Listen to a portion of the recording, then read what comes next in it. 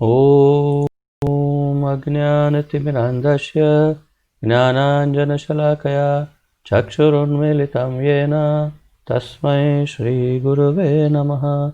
श्रीचैतन्यमनोभीष्टं स्थापितं येन भूतले स्वयं रूपकदा मह्यं ददाति स्वपदान्तिकं। वन्देऽहं श्रीगुरुः श्रीयुतपदकमलं श्रीगुरून् वैष्णवांश्च श्रीरूपं साग्रजातं सहगण रघुनाथान्वितं तं सजीवं साद्वैतं सावधूतं परिजनसहितं कृष्णचैतन्यदेवं श्रीराधाकृष्णपादान् सहगण ललिता श्रीविशाखान्वितांश्च। हे कृष्ण करुणा सिन्धो दीनबन्धो जगत्पते गोपेश गोपिकान्त राधाकान्त नमोऽस्तुते। तप्त कांचन गौरांगी राधे वृंदावनेश्वरी वृषभानुसुते देवी प्रणमामि हरिप्रिये। वाञ्छाकल्पतरुभ्यश्च कृपा सिन्धुभ्य एव च पतितानां पावनेभ्यो वैष्णवेभ्यो नमो नमः। अनन्तकोटि वैष्णववृन्द की जय। नमः ओं विष्णुपादाय कृष्णप्रेष्ठाय भूतले श्रीमते जयपताका स्वामिन् इति नामिने। नमो आचार्यपादाय निताय कृपाप्रदायने गौरकथाधामदाय नगरग्रामतारिणे। नमः ओं विष्णुपादाय कृष्णप्रेष्ठाय भूतले श्रीमते भक्तिवेदान्त स्वामिन् इति नामिने। नमस्ते सारस्वते देवे गौरवाणी प्रचारिणे निर्विशेषशून्यवादी पाश्चात्यदेशतारिणे। जय श्री कृष्ण चैतन्य प्रभु नित्यानंद श्री अद्वैत गदाधर श्रीवासादि गौर भक्तवृंद। हरे कृष्ण कृष्ण कृष्ण हरे हरे हरे राम राम राम हरे हरे। हरे कृष्ण कृष्ण कृष्ण हरे हरे हरे राम राम राम हरे हरे। हरे कृष्ण कृष्ण कृष्ण हरे हरे हरे राम राम राम हरे हरे।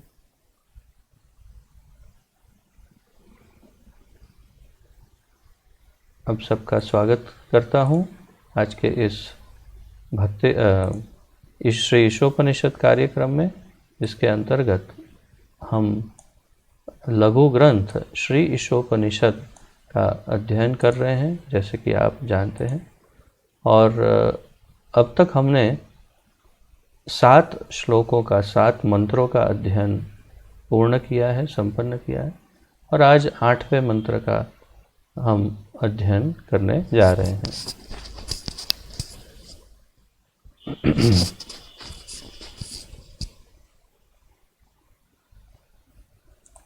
तो श्री ईशोपनिषद मंत्र संख्या 8।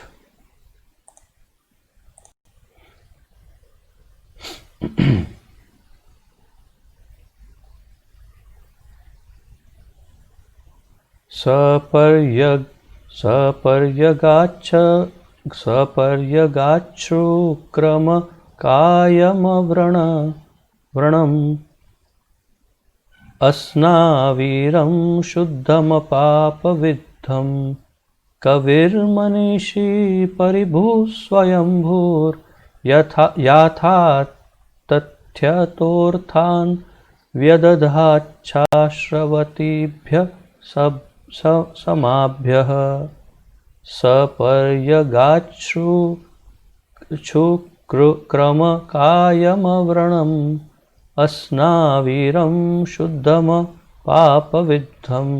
कविर्मनीषी परिभुः स्वयंभूर्यथा तथ्यतोर्थान् व्यदधाच्छाश्रवतीभ्यः समाभ्यः।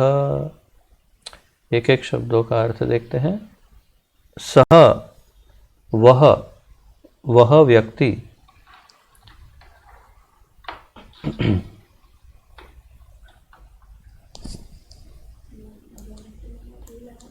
it's coming right on me, one particular.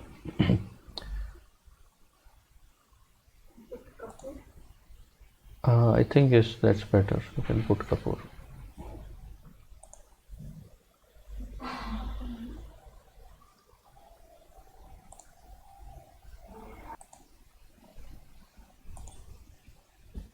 तो एक एक शब्दों का अर्थ देखते हैं।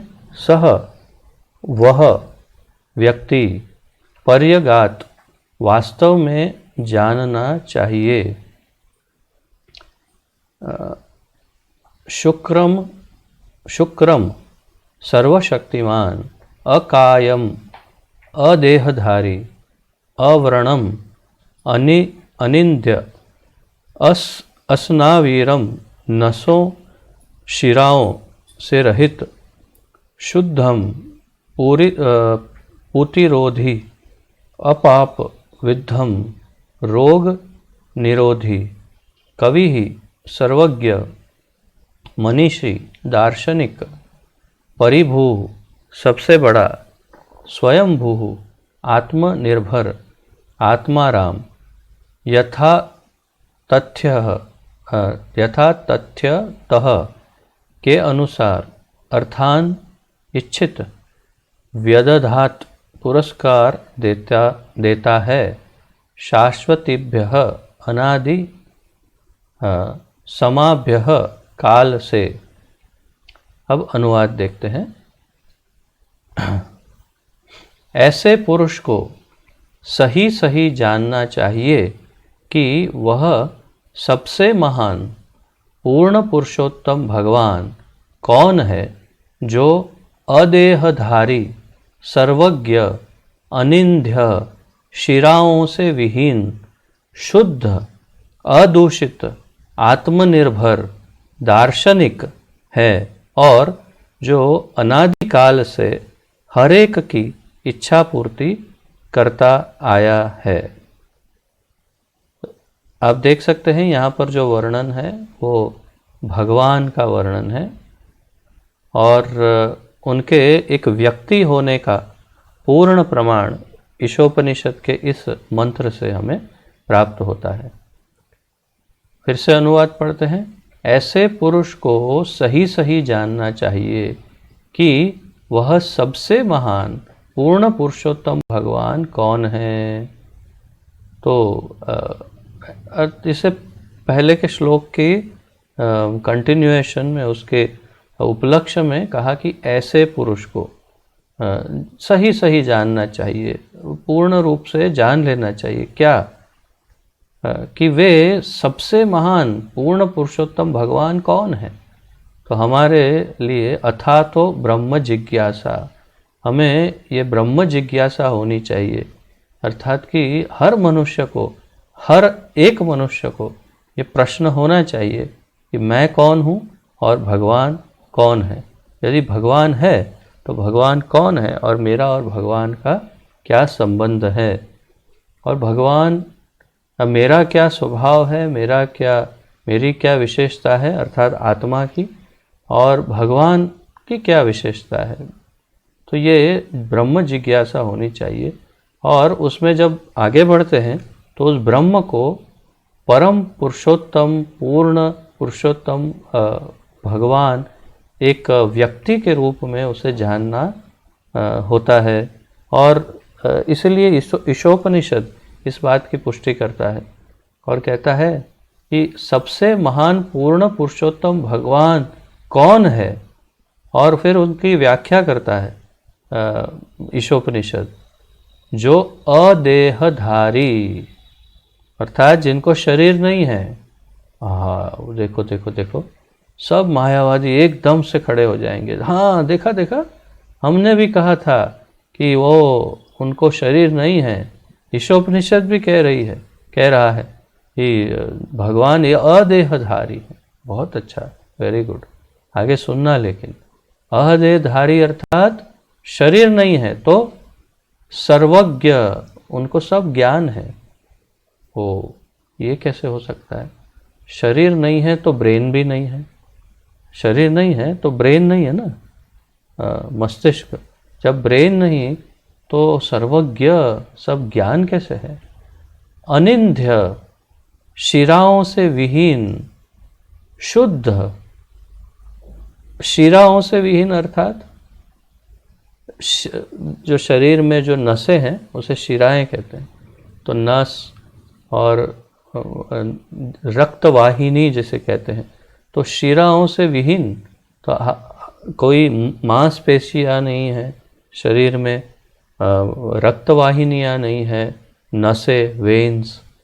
ओ, तो उसका अर्थ है कि शरीर है लेकिन उसमें नसें नहीं है। ये आश्चर्य की बात है। तो वो अहदेहधारी है परंतु सर्वज्ञ है, अनिंद्य है तो लेकिन शिराओं से विहीन है, शुद्ध है। ओह, वो तो शुद्ध है और अदूषित, जिसमें कोई दोष तो नहीं, तो अदूषित तो है परंतु जिसको दूषित किया भी नहीं जा सकता, जिसे दूषित नहीं किया जा सकता। आत्मनिर्भर, आत्मनिर्भर, इंडिपेंडेंट, सेल्फ रिलायंट, अर्थात दूसरों पे निर्भर नहीं है किसी पर, दूसरे सब उन पर निर्भर हैं लेकिन वो किसी पर निर्भर नहीं, आत्मनिर्भर। तथा दार्शनिक है जो अनादिकाल से हरेक की इच्छा पूर्ति करता आया है, जो अनादिकाल से हमेशा से ही हरेक की, प्रत्येक की इच्छाओं को पूरी करता आया है। तो ये है भगवान का वर्णन जो ईशोपनिषद कर रहा है। इसका अर्थ ये है कि ईशोपनिषद बहुत स्पष्ट रूप से भगवान के व्यक्ति होने की पुष्टि कर रहा है। अब तात्पर्य में बहुत सुंदर ढंग से, जैसे हर बार करते हैं, प्रभुपाद जी बहुत ही अद्भुत ढंग से इसका निरूपण करते हैं कि भगवान किस प्रकार से एक व्यक्तित्व है। तात्पर्य, यह पूर्ण पुरुषोत्तम भगवान के दिव्य एवं शाश्वत रूप का वर्णन है। तो बिल्कुल सत्य है कि इसमें हमें अदेहधारी शब्द से लगता है ओह, ये तो निराकार नहीं है, उनका शरीर हमारे जैसा नहीं है। तो यह पूर्ण पुरुषोत्तम भगवान के दिव्य एवं शाश्वत रूप का वर्णन है।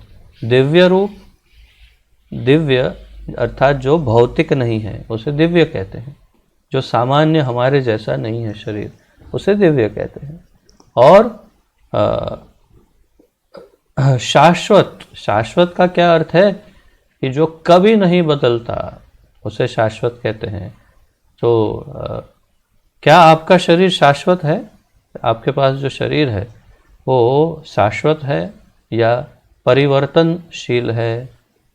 आप जब इस धरती पर प्रकट हुए तो इतनी साइज में प्रकट हुए और फिर साइज बढ़ती गई, चेहरा बदलता गया, सब बदलता गया। बचपन में क्या आप लोगों को दाढ़ी मूछ थी जब इतने छोटे थे? बिल्कुल नहीं, कुछ नहीं था। अब धीरे धीरे धीरे पूरा शरीर बदल गया और जो बिल्कुल अधेड़ उम्र के हो गए, जो मेरी तरह 50 के आसपास हो गए, वो उनके बाल सफ़ेद हो गए, आधे बाल जड़ गए, मुंह पर सब जगह झुर्रियाँ आने लगी। वो शरीर नहीं, हम तो सतत परिवर्तनशील है। कब से? शुरुआत से। हर क्षण हर पल परिवर्तित होते हैं, जबकि भगवान कभी परिवर्तित नहीं होते, हमेशा एक ही जैसे रहते हैं। तो तात्पर्य यह है कि भगवान दिव्य और शाश्वत रूप है उनका, और उसका यहाँ वर्णन है। परमेश्वर स्वरूप विहीन निराकार नहीं है। भगवान स्वरूप विहीन अर्थात निराकार नहीं है, स्वरूप है परंतु दिव्य है। उनका अपना ही दिव्य रूप है जो इस भौतिक जगत के रूपों से तनिक भी मेल नहीं खाता। इससे मुझे स्मरण होता है कि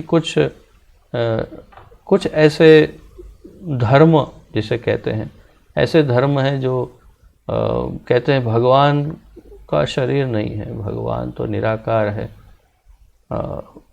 और फिर भी वे भगवान को प्रार्थनाएं करते हैं और भगवान से कुछ मांगते हैं,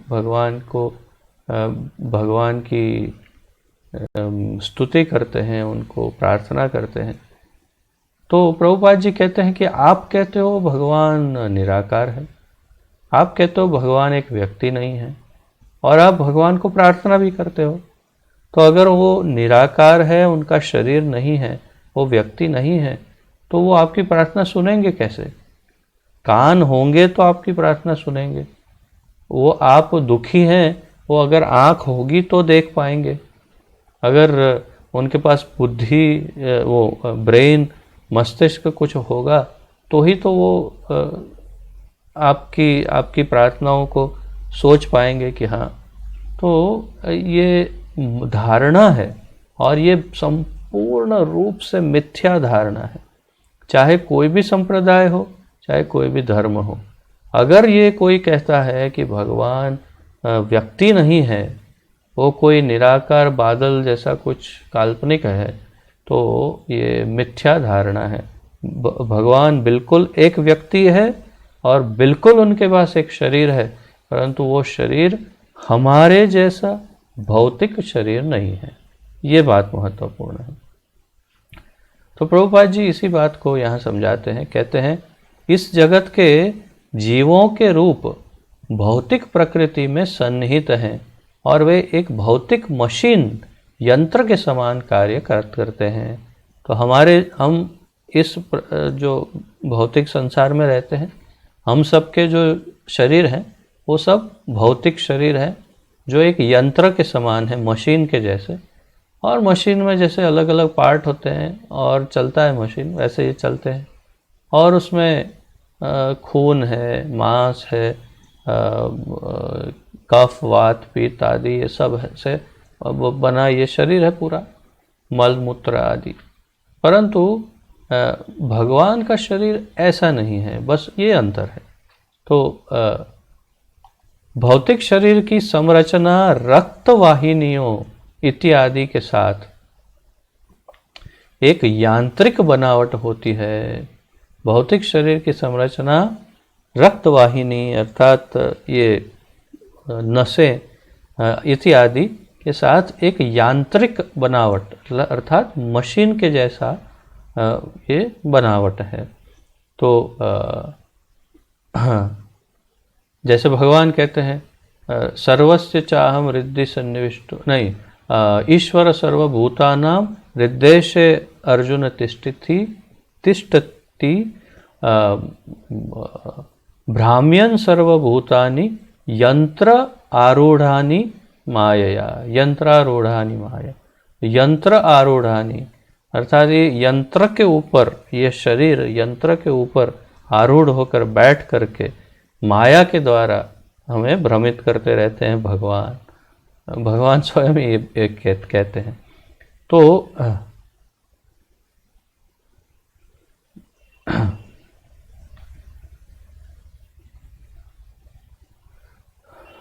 लेकिन परमेश्वर के दिव्य शरीर में शिराओं जैसा कुछ नहीं होता, अर्थात भगवान का जो शरीर है उसमें नसें नहीं होती। यहाँ यह स्पष्ट कहा गया है कि वे अदेहधारी है, जिसका अर्थ है कि उनके शरीर तथा आत्मा में कोई अंतर नहीं है।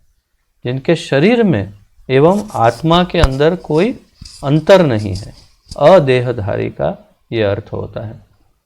तो न ही वे प्रकृति के नियमों के अनुसार शरीर ग्रहण करने के लिए बाध्य होते हैं जैसा कि हम होते हैं। हम प्रकृति के नियम के अनुसार, कर्मों के फल के अनुसार हमें शरीर प्राप्त होता है। हमें कैसे शरीर प्राप्त होता है? अपने कर्मों के फल के अनुसार, प्रकृति के नियम। परंतु भगवान बाध्य नहीं है कि उनको मजबूरी से प्रकृति के नियम के अनुसार, कर्मों के फल के अनुसार शरीर लेना पड़े, ऐसा कोई नियम उन पर लागू नहीं होता। देहात्म बुद्धि में आत्मा स्थूल देह तथा सूक्ष्म मन से भिन्न है। देहात्म बुद्धि में अर्थात हम जब जो देहधारी हैं, हमारे लिए आत्मा, स्थूल देह तथा सूक्ष्म मन ये तीनों अलग हैं। मैं आत्मा हूँ, ये मेरा स्थूल देह शरीर है, तथा सूक्ष्म मन मेरा जो मन है वो अलग है। तो हम तीन अलग वस्तुएं हैं एक ही शरीर के अंदर। उनकी देह मन तथा उनमें कोई अंतर नहीं है। अर्थात भगवान में, भगवान के शरीर में, भगवान की आत्मा में या भगवान के मन में कोई अंतर नहीं, सब एक ही तत्व है, उसमें कोई भिन्नता नहीं है। वे परम पूर्ण है और उनका मन, शरीर तथा स्वयं वे सभी एक ही हैं। तो परम पूर्ण है, कंप्लीट, और उनमें, उनके मन में, शरीर में तथा उनके स्वयं में सब कोई अंतर नहीं, सब एक ही है।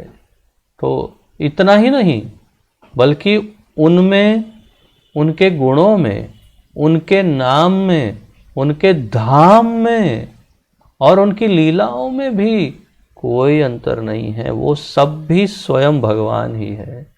अर्थात भगवान तो भगवान है ही, उनका शरीर भगवान है, उनकी आत्मा भगवान, उनका मन भगवान है, अर्थात एक ही तत्व है, अलग नहीं है। उनका नाम भगवान है, उनका धाम भगवान है, उनकी लीलाएं भगवान, उनके गुण भगवान, सब कुछ एक ही भगवान है, उनमें कोई अंतर नहीं है। Is going on? Okay, carefully. ब्रह्म संहिता 5.1 में परमेश्वर का ऐसा ही वर्णन मिलता है। तो आप अच्छे से स्मरण है और आपको शायद बहुत भक्तों को कंठस्थ भी होगा ही। ब्रह्म संहिता का पहला प्रथम श्लोक, ईश्वर परम कृष्ण सच्चिदानंद विग्रह अनादिरादि गोविंद सर्व कारण कारणम। तो इसमें क्या वर्णन मिलता है? उसमें उन्हें सच्चिदानंद विग्रह कहा गया है।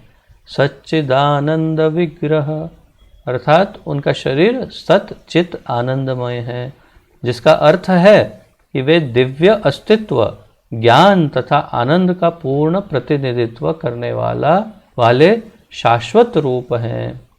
तो भगवान का रूप है, ब्रह्मा जी ने सबसे पहले श्लोक में ही कह दिया।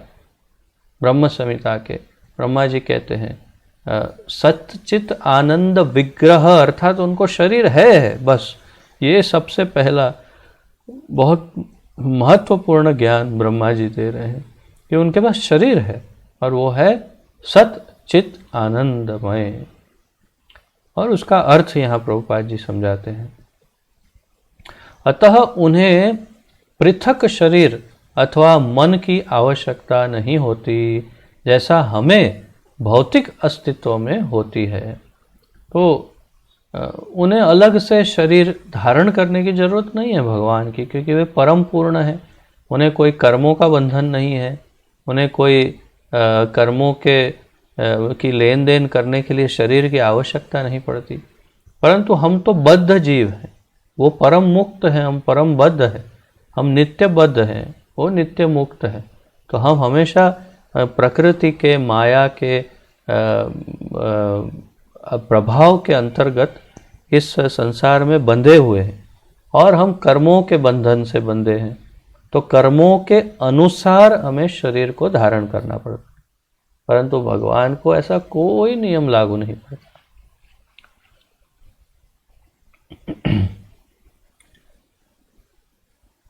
वैदिक ग्रंथों में स्पष्ट कथन है कि उनका दिव्य शरीर हमारे शरीर से सर्वथा भिन्न होता है। वैदिक ग्रंथों में ये बहुत स्पष्ट कहा गया है कि शरीर है उनका, लेकिन हमसे अलग है। इस प्रकार उन्हें कभी कभी निराकार कहा जाता है। तो वेदों में उन्हें निराकार कहा जाता है कभी कभी, परंतु उसका अर्थ समझना चाहिए। तो प्रभुपाद कहते हैं इसका अर्थ है कि उनका स्वरूप हमारे समान नहीं होता और वे ऐसे स्वरूप से विहीन हैं जिसकी हम कल्पना कर सके। वे दो मुख्य बात, उनका स्वरूप हमारे समान नहीं होता, तो उनका रूप, आकार, शरीर हमारे समान, हमारे जैसा नहीं होता, एक। और दूसरा, वे स्वरूप से विहीन हैं जिसकी हम कल्पना कर सके, तो हम जितनी कल्पना कर सके, ऐसा हो सकता, ऐसा हो सकता, ऐसा, वो हमारी कल्पना से परे उनका शरीर है। तो हम उन कल्पना नहीं कर सकते कि कैसा शरीर भगवान का होगा। तो ये दो मुख्य बातें हैं। अर्थात, और इसीलिए वेद, वेदों में कई बातें, काफ़ी बातें ऐसी होती कि जो वे क्या कहते हैं उसे, इशारों से, या तो बहुत कुछ बड़ी बात को छोटी बात से, या सूचक ढंग से, सूचन करके कि हाँ, कुछ इशारे से बताते हैं। तो इस प्रकार ये कहने के बदले कि भगवान का शरीर आपके शरीर जैसा नहीं, उनका शरीर अलग है, वो इससे बना है, आपका शरीर इससे बना, ऐसा सब कहने के बदले कहा भगवान निराकार है। ठीक है, तो ये बुद्धिमान व्यक्तियों को समझने के लिए है। अब बुद्धिहीन लोग उससे सीधा अर्थ निकालते हैं। क्या अर्थ निकालते हैं? भगवान निराकार है, उनको आकार ही नहीं। तो एक बादल के कुछ, एक क्या कहते हैं, आकाश वायु का कोई गोला हो, ऐसा होगा बेचारा, उसको आँख मुंह नाक कुछ होगा नहीं, तो फिर क्या फ़ायदा ऐसे गोले का, हटाओ। तो भगवान चाहिए ही नहीं, क्योंकि आकार ही नहीं। तो फिर कौन भगवान है? मैं ही भगवान हूँ, तुम भी भगवान हो, हम सब भगवान। तो ये कल्पनाओं के खेल में, कल्पनाओं के माया जाल में फंस जाते हैं बेचारे बुद्धिहीन दुर्भाग्यशाली जीव। परंतु जो बुद्धिमान है वो उसका अर्थ समझ जाते हैं, निराकार का अर्थ क्या है। जैसा कि ईशोपनिषद का पूरा अध्ययन करते हैं क्रमबद्ध, तो समझ सकते हैं कि निराकार का वास्तविक अर्थ क्या है। तो इस प्रकार उन्हें कभी कभी निराकार कहा जाता है। इसका अर्थ समझाया हमें। ब्रह्म संहिता 5.32 में आगे यह भी कहा गया है कि भगवान अपने शरीर के किसी अंग से दूसरी इंद्रियों का काम भी कर सकते हैं। तो ये भी हमने ब्रह्म संहिता में पढ़ा था। अंगानि यस्य सकलेन्द्रिय वृत्तिमन्ति पश्यन्ति पान्ति कलयन्ति चिरंजगन्ति। अंगानि यस्य सकल इंद्रिय वृत्ति मंति, अर्थात कि भगवान की हर एक इंद्रिय दूसरी इंद्रियों का काम कर सकती है। उसका हमने बड़ा विस्तार से कई बार चर्चा की है, ब्रह्म संहिता में की है, इस ईशोपनिषद में भी एक आध बार मैंने बताया था कि कैसे भगवान की अलग अलग इंद्रियां अलग अलग कार्य कर सकती हैं। तो प्रभुपाद जी बताते हैं कि ब्रह्म संहिता आगे कहा गया है कि भगवान अपने शरीर के किसी अंग से दूसरी इंद्रिय का काम भी कर सकते हैं। इसका अर्थ ये हुआ कि वे अपने हाथों से चल सकते हैं, अपने पाँवों से वस्तुओं को पकड़ सकते हैं, अपने हाथों तथा पैरों से देख सकते हैं, अपनी आँखों से खा सकते हैं, इत्यादि इत्यादि। और बताता हूँ, आँख से सूंघ सकते हैं, नाक से स्वाद ले सकते हैं, कान से देख सकते हैं, इत्यादि इत्यादि।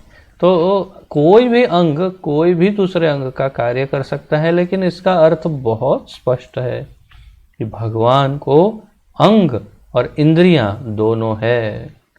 वे निराकार बादल काल्पनिक नहीं है, वे उनको शरीर है और उनका शरीर सभी अंगों से पूर्ण है और सारी इंद्रियों से परिपूर्ण है, और इसलिए उन्हें पूर्ण कहते हैं। पूर्णमदः पूर्णमिदं पूर्णात् पूर्णमुदच्यते पूर्णस्य पूर्णम आदाय पूर्णमेवावशिष्यते। तो ये भगवान पूर्णता की उनकी निशानियां हैं। श्रुति मंत्रों में यह भी कहा गया है कि यदि अभी भगवान के हमारे जैसे हाथ पांव नहीं होते, उनके भिन्न प्रकार के हाथ और पैर होते हैं जिनसे वे हमारे द्वारा अर्पित हर वस्तु ग्रहण कर सकते हैं और किसी की भी अपेक्षा अधिक तेज दौड़ सकते हैं। यहाँ ईशोपनिषद में भी हमने देखा 2 मंत्र पूर्व कि भगवान सबसे अधिक तेज हैं, सबसे अधिक फास्ट हैं। ये सब हमने देखा, मन से भी अधिक उनकी गति है। ये सब ईशोपनिषद ही कह रही है और कह रहा है। और यहाँ कहा श्रुति मंत्रों में भी इस बात की पुष्टि है कि उनके भगवान के हमारे जैसे हाथ पांव नहीं होते, परंतु उनके अलग प्रकार के हाथ पांव है। श्रुति मंत्रों में कहा, अर्थात वेदों में ही कहा है। और क्या कहा है कि वो उन हाथ पांव से हमारे द्वारा अर्पित वस्तुओं को ग्रहण कर सकते हैं। इस प्रकार के उनके हाथ पैर होते हैं। इस 8वें मंत्र में इन सारे बिंदुओं की शुक्रम सर्वशक्तिमान जैसे शब्द के उपयोग से पुष्टि होती है। तो इस 8वें मंत्र में शुक्रम शब्द है। शुक्रम का अर्थ है सर्वशक्तिमान। तो इससे इन सभी बातों की पुष्टि हो रही है कि हाँ, भगवान के अंग हैं, भगवान सर्वशक्तिमान अंगधारी हैं, इंद्रियधारी हैं इत्यादि।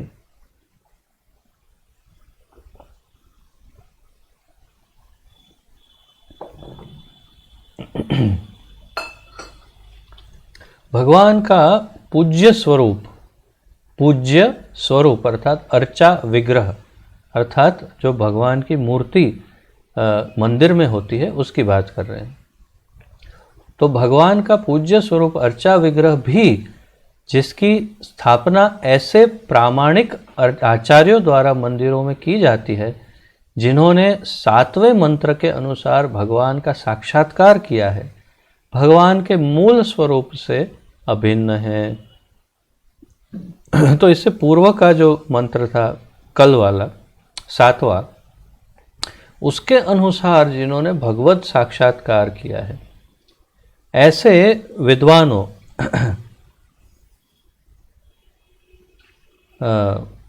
आचार्यों कहा, विद्वानों नहीं आचार्यों, ऐसे प्रामाणिक आचार्यों द्वारा मंदिरों में जो भगवान का अर्चा विग्रह अर्थात मूर्ति की स्थापना होती है, वो भगवान के मूल स्वरूप से अभिन्न है। अर्थात वो और भगवान दोनों एक ही है। अर्थात भगवान की हमने अनेक विशेषताएं देखी, उनका शरीर, उनका नाम, गुण, लीला, धाम सब एक है। वैसे ही भगवान की ये मूर्तियां जो भगवान के भक्तों द्वारा मंदिर में स्थापित हैं, जिन्हें कहते हैं प्राण प्रतिष्ठित है, ऐसे श्री विग्रहों में भगवान स्वयं ही है। वो मूल भगवान से अभिन्न है, अलग नहीं है। उतने ही शक्तिशाली भगवान मंदिर में बैठे होते हैं। भगवान का मूल स्वरूप श्री कृष्ण का है और श्री कृष्ण अपना विस्तार असंख्य रूपों में यथा बलदेव, राम, नृसिंह, वराह आदि में करते हैं। तो ये हम ब्रह्म संहिता में बिल्कुल स्पष्ट रूप से सीख चुके हैं। ब्रह्म संहिता में हमें कोई लेश मात्र भी संशय नहीं रहा, जो स्वयं ब्रह्मा जी ने कहा है कि ईश्वर परमः कृष्ण सच्चिदानंद विग्रह अनादिर आदि गोविंद सर्व कारणकार। तो सभी स्वरूपों, रूपों, अवतारों, विस्तारों का मूल कृष्ण है, जिसे बहुत लोग नहीं बहुत कम लोग जानते हैं। इस बात को जानने वाले भी इतना ही जानते हैं कि नारायण मूल है और विष्णु ही परम है, परंतु जो बहुत ही एडवांस्ड भक्त होते हैं वो ये बात स्पष्ट रूप से जानते हैं। जो शास्त्रों के मूल ज्ञाता, सभी शास्त्रों का अध्ययन जिन्होंने ठीक से किया हो, वो वेदों के ज्ञाता ही जान सकते हैं कि कृष्ण मूल है। और ब्रह्मा जी ने इस बात की पुष्टि ब्रह्म संहिता में की है स्वयं, और आप जानते हैं अच्छी तरह से पूरा वर्णन। तो यहाँ पर यही कह रहे हैं प्रभुपाद जी के भगवान का मूल स्वरूप श्री कृष्ण का है और श्री कृष्ण अपना विस्तार असंख्य रूपों में बलदेव जी, भगवान श्री रामचंद्र, नृसिंह देव, वराह देव कूर्म, परशुराम आदि अनेक, बुद्ध, ऐसे अनंत रूपों में, अनंत अवतारों में अपने आप को विभक्त करते हैं या विस्तारित करते हैं। ये सारे के सारे स्वरूप एक ही भगवान हैं। कितने? जो विष्णु तत्व है वो, विभिन्न अंश नहीं, जो स्वांश है वो सारे एक ही भगवान है। जो विभिन्न अंश है, यथा शंभु या ब्रह्मा जी, जिसे हम हिरण्यगर्भ कहते हैं, मूल ब्रह्मा, और शिव के जो मूल है शंभु, ये सब विभिन्न अंश है। या फिर उनके भी जो आगे पृथक अंश है, यथा रुद्र और ब्रह्मा जी, हमारे ब्रह्मा जी जैसे, वो सब तत्व या तो फिर शक्तियाँ जो उनकी विभक्त शक्तियाँ हैं, ये सारी शक्तियाँ, ये सब नहीं, जो स्व अंश है, स्वांश, अर्थात श्री राम, नरसिंह, वराह, वामन, ये सब विष्णु तत्व है, वो सब एक ही भगवान है। इस तरह जो अर्चा विग्रह मंदिरों में पूजा जाता है वह भी भगवान का विस्तरित रूप है। तो भगवान की जो मूर्ति की प्राण प्रतिष्ठा वैदिक मंत्रों के साथ मंदिर में की जाती है, वो स्वयं भगवान है। उन्हें अर्चा अवतार कहते हैं। उनका नाम है अर्चा अवतार। जैसे भगवान अपने आप को अवतरित करते हैं, अवतरण अर्थात नीचे आना, तो अवतरित करते हैं इन सब रूपों में, वैसे वो अर्चा विग्रह के रूप में अपने आप को अवतरित करते हैं। इसलिए उन्हें अर्चा अवतार भी कहते हैं भगवान को, जो मंदिर में स्थापित होते हैं।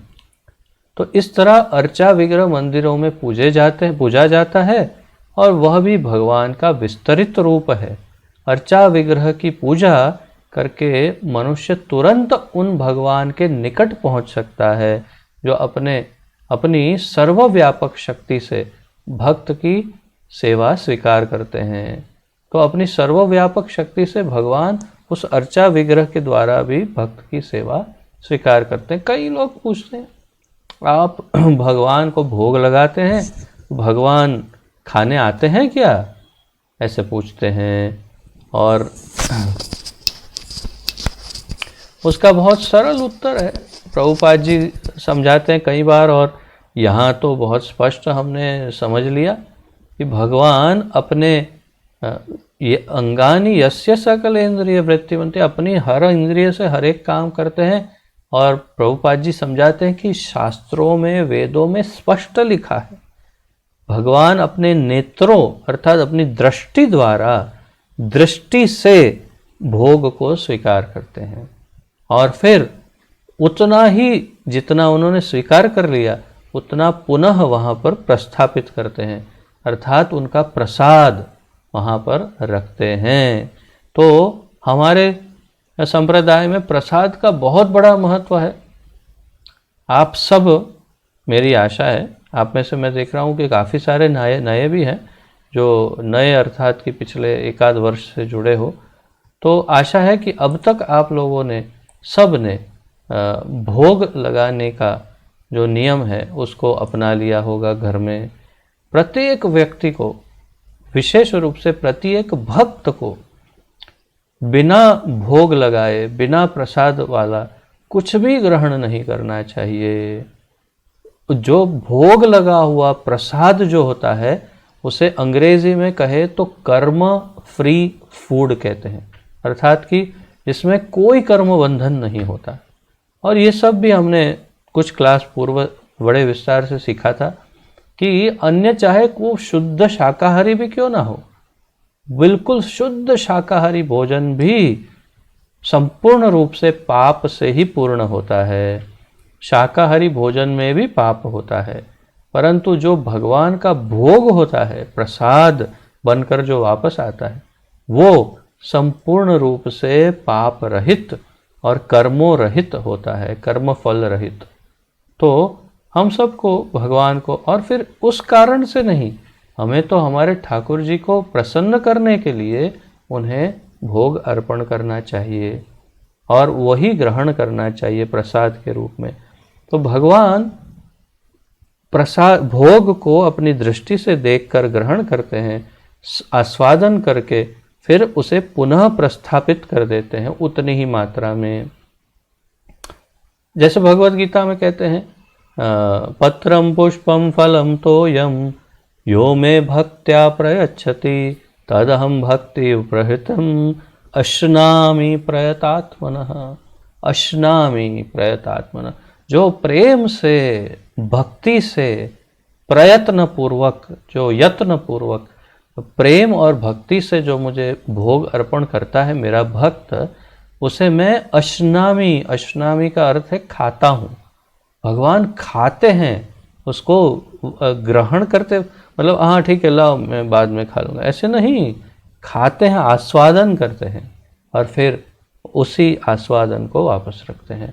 और इसलिए आप किसी भी मंदिर में जाइए, इस्कॉन मंदिर में या कोई भी विष्णु मंदिर, कृष्ण मंदिर में, जहाँ प्रसाद हो उस प्रसाद को ग्रहण करिए, या किसी भी भक्त के घर में जाइए जिसके वहाँ पर ठाकुर जी को भोग लगता हो प्रेम पूर्वक, और किसी के वहाँ भी प्रसाद ग्रहण करिए और आपको हमेशा बिना क्या कहें उसको, कोई इसमें कोई गुंजाइश नहीं कि निश्चित रूप से 100% आपको इतना आस्वादन आएगा, इसमें इतना आनंद आएगा, इतना अद्भुत स्वाद लगेगा, आपको लगेगा कि ऐसा स्वाद हमें पहले नहीं खाया। और जो नए नए आते हैं वो तो अवश्य ये कहते हैं, अरे इतना स्वादिष्ट हमने पहले कभी नहीं खाया।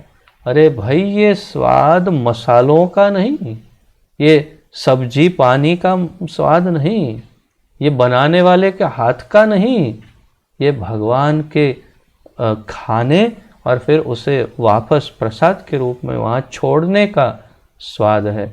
ये भगवान की अपनी जिह्वा का जो स्वाद है, उसकी मिठास, भगवान के अपने मुंह का स्वाद है, जिसके कारण आपको ये इतना अत्यंत स्वादिष्ट लगता है।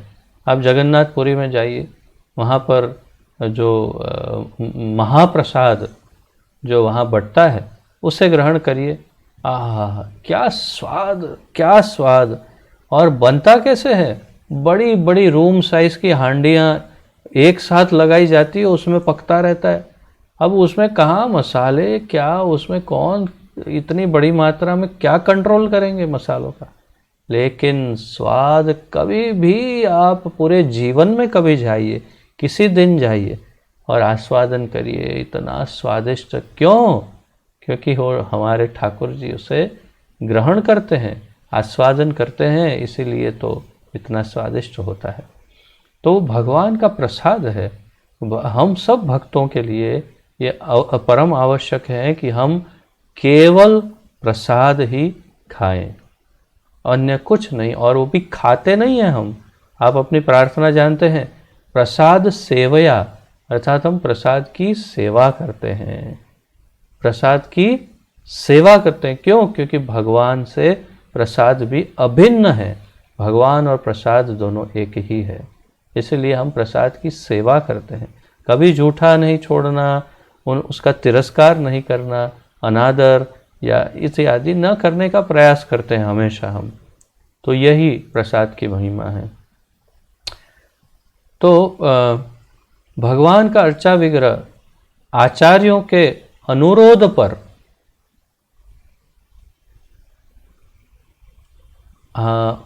इससे पहले वाली लाइन फिर से पढ़ते हैं। आज अर्चा विग्रह की पूजा करके मनुष्य तुरंत उन भगवान के निकट पहुंच सकता है जो अपनी सर्वव्यापक शक्ति से भक्त की सेवा स्वीकार करते हैं।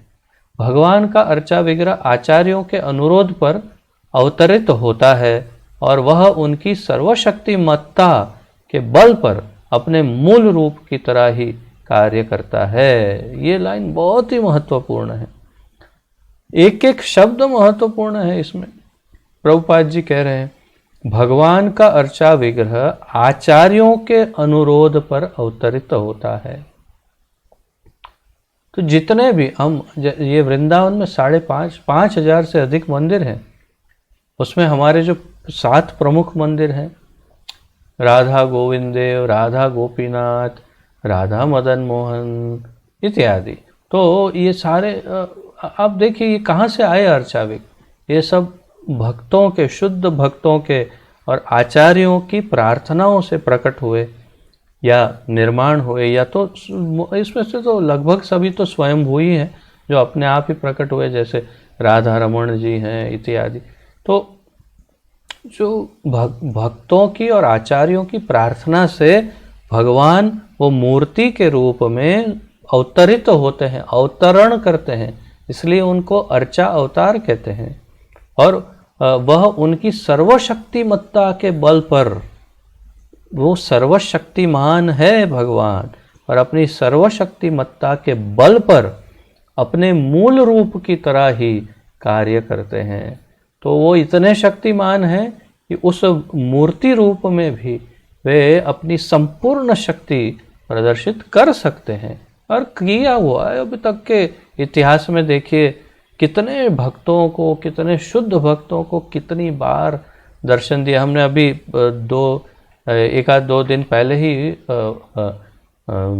साक्षी गोपाल की कथा सुनाई थी आपको, जो अभी उड़ीसा में है, और पहले यहाँ वृंदावन में थे।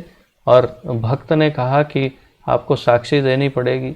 भगवान ने कहा मैंने तो कभी नहीं सुना कि कोई अर्चा विग्रह चलता हो, मैं कैसे जाऊं? तो भक्त ने कहा अरे आप बोल रहे हैं, आप मेरे साथ बात कर रहे हैं, जो अर्चा विग्रह बोल सकता है वो चल भी सकता है। भगवान ने कहा हाँ ये बात तो सही है तुम्हारी, चलो चलते हैं। और फिर चल पड़े भगवान, यहाँ से चलते चलते उड़ीसा चले गए साक्षी देने के लिए अपने भक्त की। वैसे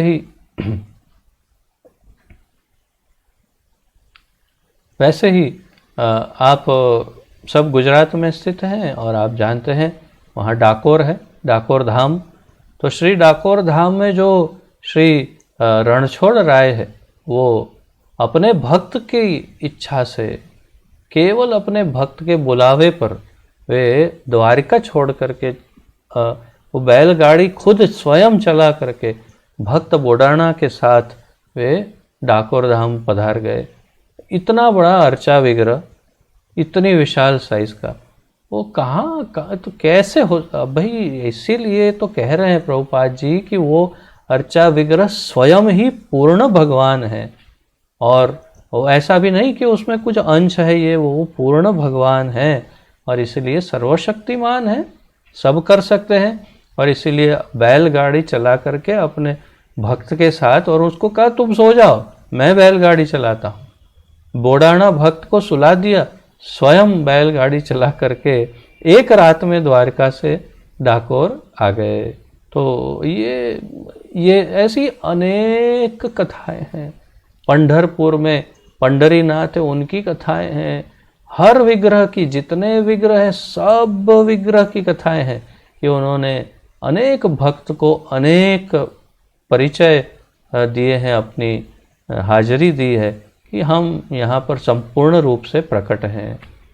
तो ये इस बात की पुष्टि करता है कि प्रभुपाद जी जो कह रहे हैं इस बात का भी सत्य है कि भगवान अर्चा विग्रह के रूप में मंदिर में संपूर्ण रूप से विद्यमान रहते हैं। अब मुझे तो उन दुर्भाग्यशाली जीवों पर तरस आता है कि जो मूर्ति पूजा में नहीं मानते, जो मूर्ति को पत्थर समझते हैं, जो मूर्ति को खंडित तक करने तक पहुंच जाते हैं, मूर्तियों का अपमान तक कर देते हैं। और कुछ तो ऐसे मूर्ख हैं कि जो मंदिर जाने से कतराते हैं कि हम मंदिर नहीं जाएंगे। क्यों? ये सिर्फ केवल अधम प्रकृति और निरा अहंकार भरा हुआ है उनके अंदर। प्रचुर मात्रा में अहंकार है, जो भगवान की सत्ता के सामने झुकना नहीं चाहते।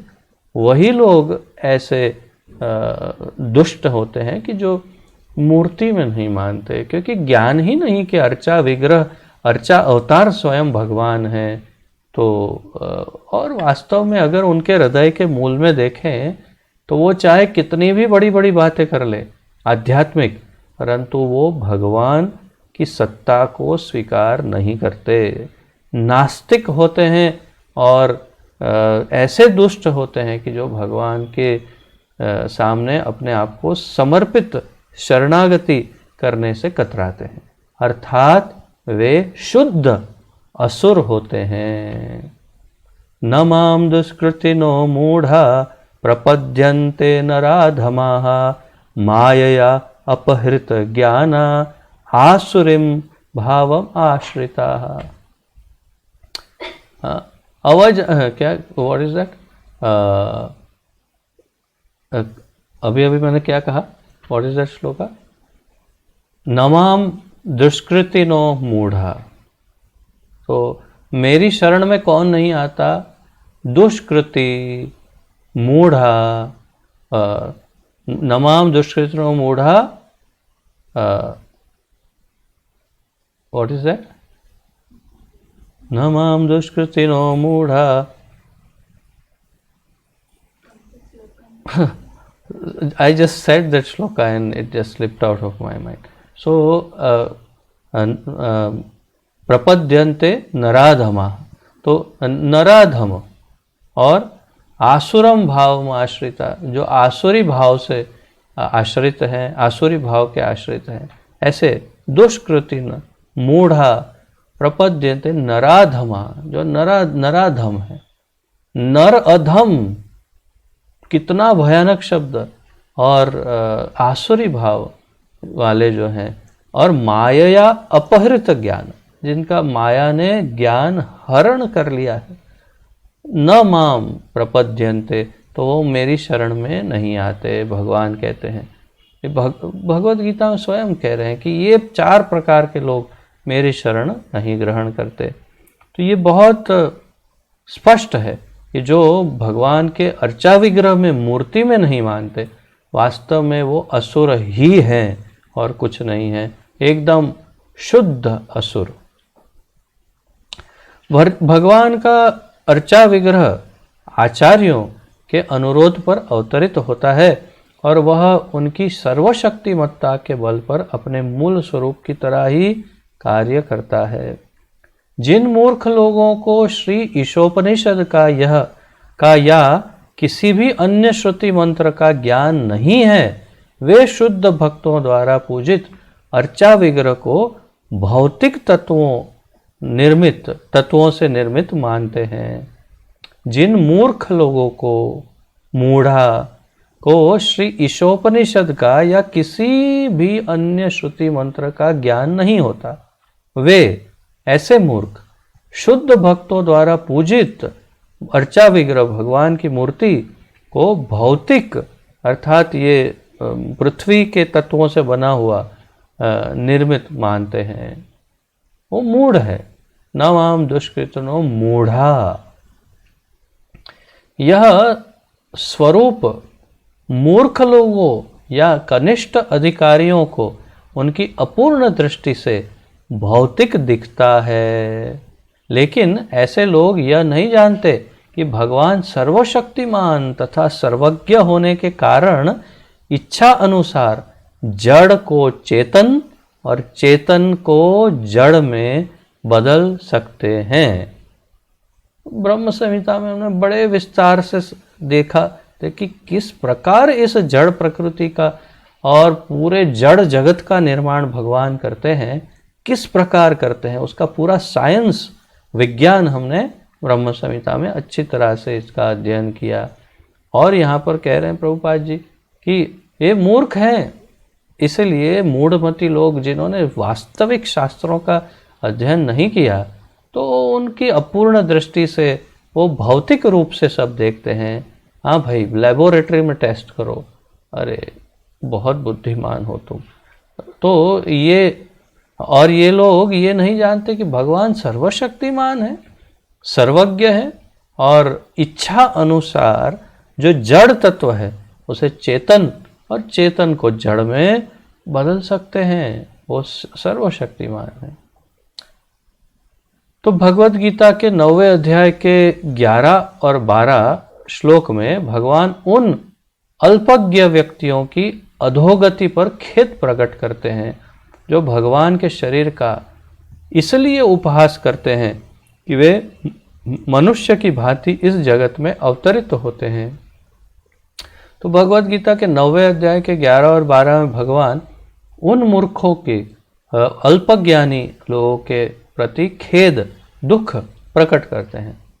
और ये वो लोग हैं कि जो समझते हैं भगवान का शरीर जो है वो मनुष्य जैसा है, कि मनुष्य उनकी इच्छा है अपनी लीला से वो स्वयं मनुष्य जैसा दिखने वाले शरीर के साथ हमारे बीच में आके रह गए, तो उसमें उनका क्या, वो मनुष्य हो गए और उनको मनुष्य समझ लेते हैं और कहते हैं वो महान व्यक्ति थे लेकिन वो भगवान तो नहीं थे।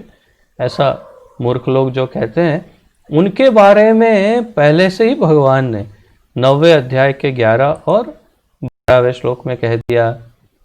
क्या कहा? अवजानन्ति मां मूढ़ा मानुषिम तनुम आश्रितम परम भावम अजानन्तो मम भूत महेश्वरम। कहते हैं जब मैं मनुष्य रूप में अवतरित होता हूँ, 9वें अध्याय का 11वां श्लोक, तो मूर्ख मेरा उपहास करते हैं। वे मुझे परमेश्वर के वे मुझ परमेश्वर के दिव्य स्वभाव को नहीं जानते। भगवान कहते हैं अवजानन्ति मां मूढ़ा, ये मूर्ख लोग मुझे नहीं जानते। मानुषिम तनुम आश्रितम, मानुष्य मतलब मनुष्य जैसा, तनुम शरीर, आश्रितम ऐसे लगता है उनको कि मैं तो शरीर से प्रकट हुआ हूँ, मेरा तो शरीर है। इसलिए कई मूर्ख कहते हैं हो उनको तो वो तीर मारा मर गए भगवान, फिर उनको वहाँ जलाया, उनका ये, अरे बहुत बुद्धिमान हो तुम तो। और फिर 9वें अध्याय के 12वें श्लोक में कहते हैं मोघ आशा मोघ कर्माणो मोघ ज्ञाना विचेतसः राक्षसीम आसुरीम चैव प्रकृतिम मोहिनीम श्रितः। अर्थात जो लोग इस प्रकार होते हैं, मोहग्रस्त होते हैं, जो मूर्ख लोग इस प्रकार मोहग्रस्त होते हैं, वे आसुरी तथा नास्तिक विचारों के प्रति आकृष्ट रहते हैं। वो आसुरी और नास्तिक विचारों के प्रति आकर्षित रहते हैं। इस मोहग्रस्त अवस्था में उनकी मुक्ति आशा, ऐसे मोहग्रस्त विचारों में उनकी जो मुक्ति की आशा है, मुक्त हो जाओ, उनके सकाम कर्म तथा ज्ञान का अनुशीलन सभी निष्फल हो जाते हैं। तो क्या क्या निष्फल हो जाता है उनका? उनकी मुक्ति की आशा, उनके सकाम कर्म से कुछ अच्छे कर्मों का फल प्राप्त करने की आशा, ज्ञान प्राप्त करने की आशा, ये सब कुछ निष्फल हो जाता है। भगवान कहते हैं क्यों? क्योंकि मूल रूप से वो असुर हैं और असुरों का विनाश निश्चित है, वो इतिहास है। आज तक तो कोई भी असुर सफल नहीं हो पाया है, चाहे वो रावण हो या कंस हो, हिरण्याक्ष हिरण्यकशिपु हो, चाहे वो कोई भी दंतवक्र शिशुपाल हो या कैसा भी महाभयानक असुर हो, किसी भी साइज का, किसी भी कैटेगरी का, करोड़ों कोटि असुरों ने ट्राई कर लिया परंतु सफल नहीं हुए। तो असुरों का नाश तो निश्चित है, इसलिए वो असफल हो जाते हैं और अंत में बहुत ही तकलीफ वाला जीवन भोगते हैं। बल्कि मैं देखता हूँ कि ऐसे जो नास्तिक होते हैं, उन नास्तिकों को उसी जीवन काल में ऐसा भयानक जीवन प्राप्त होता है कि वो तड़प कर जीते हैं, मरने नहीं देते भगवान। बोलते पहले इधर ही ट्रायल का प्रैक्टिस कर ले, देख अच्छी तरह से तड़पने की प्रैक्टिस कर ले, ताकि वो जो 28 नर्क है ना, उनमें जब गोल गोल घूमना पड़ेगा तब थोड़ा रिलैक्स लगेगा कि हाँ भाई थोड़ी प्रैक्टिस हमने वहीं पे कर ली पृथ्वी में। क्योंकि वो 28 नरकों में जाना तो निश्चित है जो आसुरी भाव का है उसको, और इसलिए पहले थोड़ी प्रैक्टिस यहीं करवा देते हैं कि तू पहले थोड़ी प्रैक्टिस इधर कर ले, थोड़ा सा तड़प तड़प करके जी, और फिर वहाँ पर सड़ना, जितने हजारों साल तक सड़ने की इच्छा हो जाए। और जब अंततोगत्वा भगवान की सत्ता को स्वीकार करते हैं, जिसके अलावा और कोई विकल्प नहीं है उनके पास, तब फिर वे मुक्त हो सकते हैं, अन्यथा नहीं। और जो भगवान की सत्ता का स्वीकार करते हैं उनको इतना आनंद, इतना कुछ देते हैं भगवान कि अंततोगत्वा भगवान उनके ही भक्त बन जाते हैं, उनकी सेवा करते हैं। अहम भक्त पराधीनो, भक्त के अधीन हो जाते हैं भगवान, उनके सेवक की तरह उनके पीछे पीछे दौड़ते हैं हमारे ठाकुर जी। तो ये आसुरी भाव वाले मूर्ख द्वेषी जीव इस प्रेम को नहीं समझते, प्रेम की भाषा नहीं जानते, और इसीलिए भगवान से द्वेष करते हैं। भगवान से यदि वो प्रेम करने का प्रयास करें तो मुक्त हो सकते हैं इसी जीवन में। तो ये थे 9वें अध्याय के 11 और 12वें श्लोक।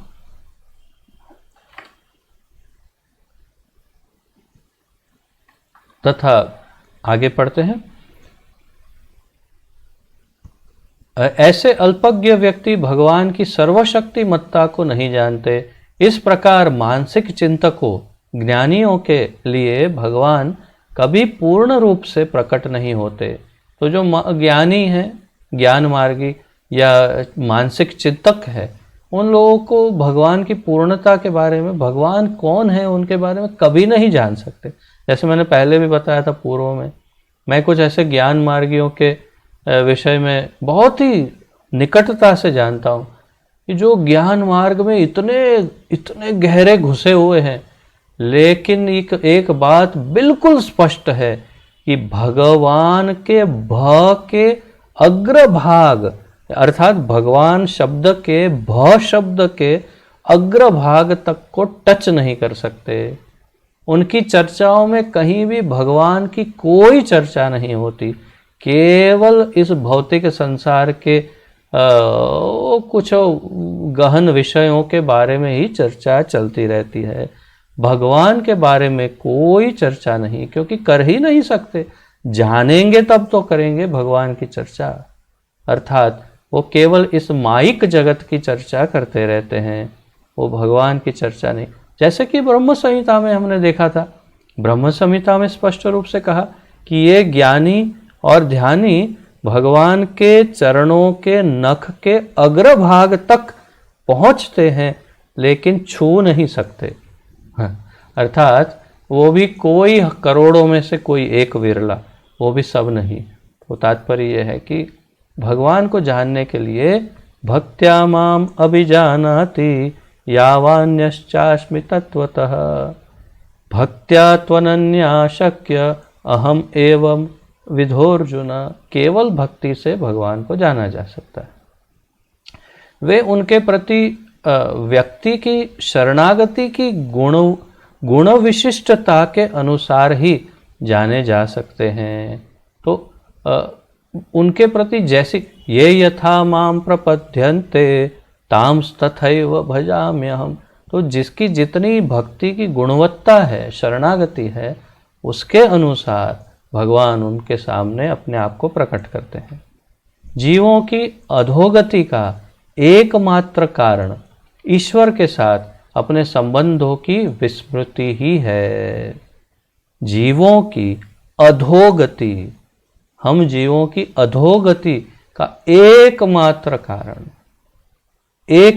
कारण ईश्वर के साथ के अपने संबंधों की विस्मृति ही है। जैसे ही हमें स्मृति हो जाएगी कि हमारा भगवान से क्या संबंध है, तुरंत हमारी अधोगति की जगह उत्तम गति होने लगेगी। इस मंत्र में तथा अन्य अनेक वैदिक मंत्रों में यह स्पष्ट कहा गया है कि भगवान अनादिकाल से जीवों को सारी वस्तुएं प्रदान करते रहे हैं। ये तो जानते, भगवद गीता में भी सब जगह कहते हैं भगवान कि मैं सबको सब देता, अहम बीज प्रदः पिता, मैं सबको, समोहम सर्वभूतेषु, सबको सब प्रदान करता हूँ मैं। जीव जो वस्तु चाहता है भगवान उस जीव की योग्यता के अनुपात से उसे प्रदान करते हैं, जीव की योग्यता के अनुसार उसे देते हैं। अब ये बड़ा महत्वपूर्ण है।